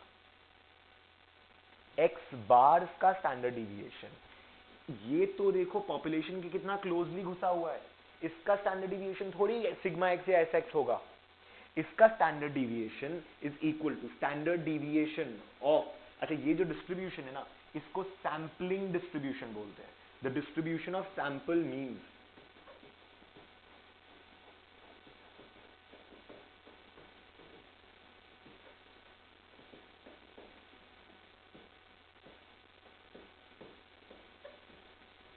SD of this distribution. अच्छा, इधर देखिएगा, इसका स्टैंडर्ड डिविएशन जितना ज्यादा होगा उतना अच्छा कि जितना कमती होगा उतना अच्छा. इस x बार्स का, इस डिस्ट्रीब्यूशन का. Think, I am telling you, मैंने एक सैंपल उठाया, I tell you that the average return of the stock is 10%. उसके बाद मैं बोला कि 10.5% है. उसके बाद में मैं एक और सैंपल उठाया 9.5%, 9.25%, 9.5%, 9, 9.5, 9.7, 9.8, 10.2, 10.5, 9.6, इस तरीके से आ रहा है. Don't you see, you are pretty confident कि यार जब सैंपल लेता हूं 9.5, 10.5 के रेंज में आ रहा है, आई am pretty sure my estimation is correct. मैं अगर पॉपुलेशन के लिए बोलता हूं कि 10% के आसपास का मेरा पॉपुलेशन का म्यू होगा, so I am pretty sorted because my sample का जो मीन आ रहा है, that's again and again coming somewhere around that. You're kind of confident. Second, I take a sample average. The X bar came out to be 8%. Then it came out to be 12%. Then it came out to be 16%. फिर 9%, 10%, फिर 14%, फिर 6%. Do you think you will be able to be confident about the estimation that you made about the population mean? No. कभी बोलते हो average ये, कभी बोलते हो ये, कभी बोलते हो ये, कैसे विश्वास करोगे? Do you see that your sample mean कितना effectively population mean को estimate करेगा? That will depend on the standard deviation of the sample means. कि sample mean बार बार तुम लोग एक narrow range में दे रहे हो, या there is a lot of variability in the sample means, right? So अगर मेरा population mean is this, and मेरा sample mean कभी इधर इधर इधर इधर आ रहा है, तब तो अच्छा है ना. इसका standard deviation of the sample mean should be low. And अगर कभी sample mean इधर, कभी इधर, कभी इधर, कभी इधर आ रहा है, don't you see there is an estimation error? Because काम क्या है, सैंपल मीन का काम है पॉपुलेशन मीन को एस्टिमेट करना. अगर आप कभी ये बोलते हो कभी ये बोलते हो, तो obviously your estimation is not good. Can I say कि जो standard deviation of sample mean है, that is like a standard error. That is why the standard deviation of this x bar का डिस्ट्रीब्यूशन, सैंपल मीन्स का distribution, is known as standard error. Because जितना sample mean का standard deviation होगा, that is the error of estimating population mean, right? इसीलिए standard deviation of this distribution, sampling distribution, is known as standard error. And that is equal to, उसका formula is equal to sigma by root n. Again understand why sigma by root n. अब सोचो 5000 company में से अगर मैं 50 company का average लेता हूँ, 50 कंपनी को यूज करके सैंपल मीन कैलकुलेट करते हो, कभी इधर आता है, कभी इधर आता है, कभी इधर आता है, कभी इधर आता है। बट डोंट यू थिंक अगर मैं अपना सैंपल साइज को इंक्रीज करूंगा तो मेरा जो सैंपल मीन कैलकुलेट होगा that will be more closer and closer to the population mean. Larger sample size लोगे तो don't you think you will be more accurately predicting the population mean. 10 company का sample लोगे तो population mean के ऊपर नीचे आएगा, 100 कंपनी का सैंपल लोगे तो it will be closer to the population mean ना। So if your n increases your standard error should fall. If your n increases, your standard error should fall, right? Bolo, following the idea or not? So, distribution of sample, distribution of the population. This is what you wanted to predict. Population, सारा का सारा values का distribution, उसका average is going to be mu and उसका SD is equal to sigma x. Sample use करते हैं इसको predict करने के लिए. तो जो sample आएगा वो अलग अलग sample लोगे तो x bar and sx उसका standard deviation आएगा. You try to make this unbiased. इसको यूज कर रहे हैं इसको प्रेडिक्ट करने के लिए। इसको बनाने का मोटिव क्या है, इसका एक्यूरेसी वगैरह स्टडी करने के लिए इसको बना रहे अपने। व्हाट वी से इज एक्स बार्स का डिस्ट्रीब्यूशन बना दिए, जो एवरेजेस अपने कैलकुलेट किए उसका डिस्ट्रीब्यूशन बना दिए। अब वो एवरेजेस का average should be mu only population का एवरेज, एंड वो एवरेजेस का जो डिविएशन है that is going to give you a comment, that is going to give you an idea about how accurately you are predicting mu. If you are all the sample ka means are very closely clustered, iska matlab there is less error of estimation. And if the standard deviation is high of the x bar you've calculated, alag alag x bars calculate kar rahe ho, there is more estimation error. That is why it is known as standard error, and that is equal to sigma by root n. Obvious सा बात है, sigma might not be known. Question दिया हुआ रहेगा, theoretically you have to understand sigma may be known, sigma might not be known. If sigma is not known, your standard error is approximately equal to sx by root n. अब इसमें क्या गलती करते हैं लोग, एस एक्स के नीचे में रूट एन माइनस वन डाल देते हैं। ये अनबायस्ड बायस्ड नहीं है। This sigma, this standard deviation is not the standard deviation of the distribution. ये तो एक्स बार्स का स्टैंडर्ड डिविएशन है। एस एक्स के अंदर जो फॉर्मूला है उसके अंदर एन माइनस वन घुसा हुआ है। Sigma x by root n होता है formula of standard error. If sigma is not known you can use s x because s x is the predictor of sigma x ना। But इसके नीचे में root n को root n minus one नहीं करना है। एस एक्स के formula के अंदर जो x minus x bar whole square का सिग्मा डिवाइडेड बाय एन है उसको एन माइनस वन किया हुआ है ना। एस एक्स के अंदर का जो फॉर्मूला उसमें एन माइनस वन है, इधर रूट एन माइनस वन नहीं करना। That is a mistake which people make, don't make that. बोलो फॉलोइंग। जितना ज्यादा आपका ये स्टैंडर्ड डिविएशन कम आएगा उतना अच्छा। सो अपने तीन प्रॉपर्टी का बात कर रहे थे। पहला unbiased estimator, that is this one, कि x bars का average should be leading to mu. Second was efficiency. Efficient मतलब ये होता है कि ऐसा डिस्ट्रीब्यूशन जिसका स्टैंडर्ड एरर सबसे कम आए, जिसका स्टैंडर्ड एरर सबसे कम आएगा उसको अपने एफिशिएंट एस्टिमेटर बोलेंगे। एंड थर्ड बोलता है कि अगर आप अपना सैंपल साइज को इंक्रीज करेंगे तो आपका एक्यूरेसी बढ़ना चाहिए ना, आपका एरर कम होना चाहिए ना। If I increase the sample size and if your error is increasing, don't you think there is not data में consistency नहीं है ना।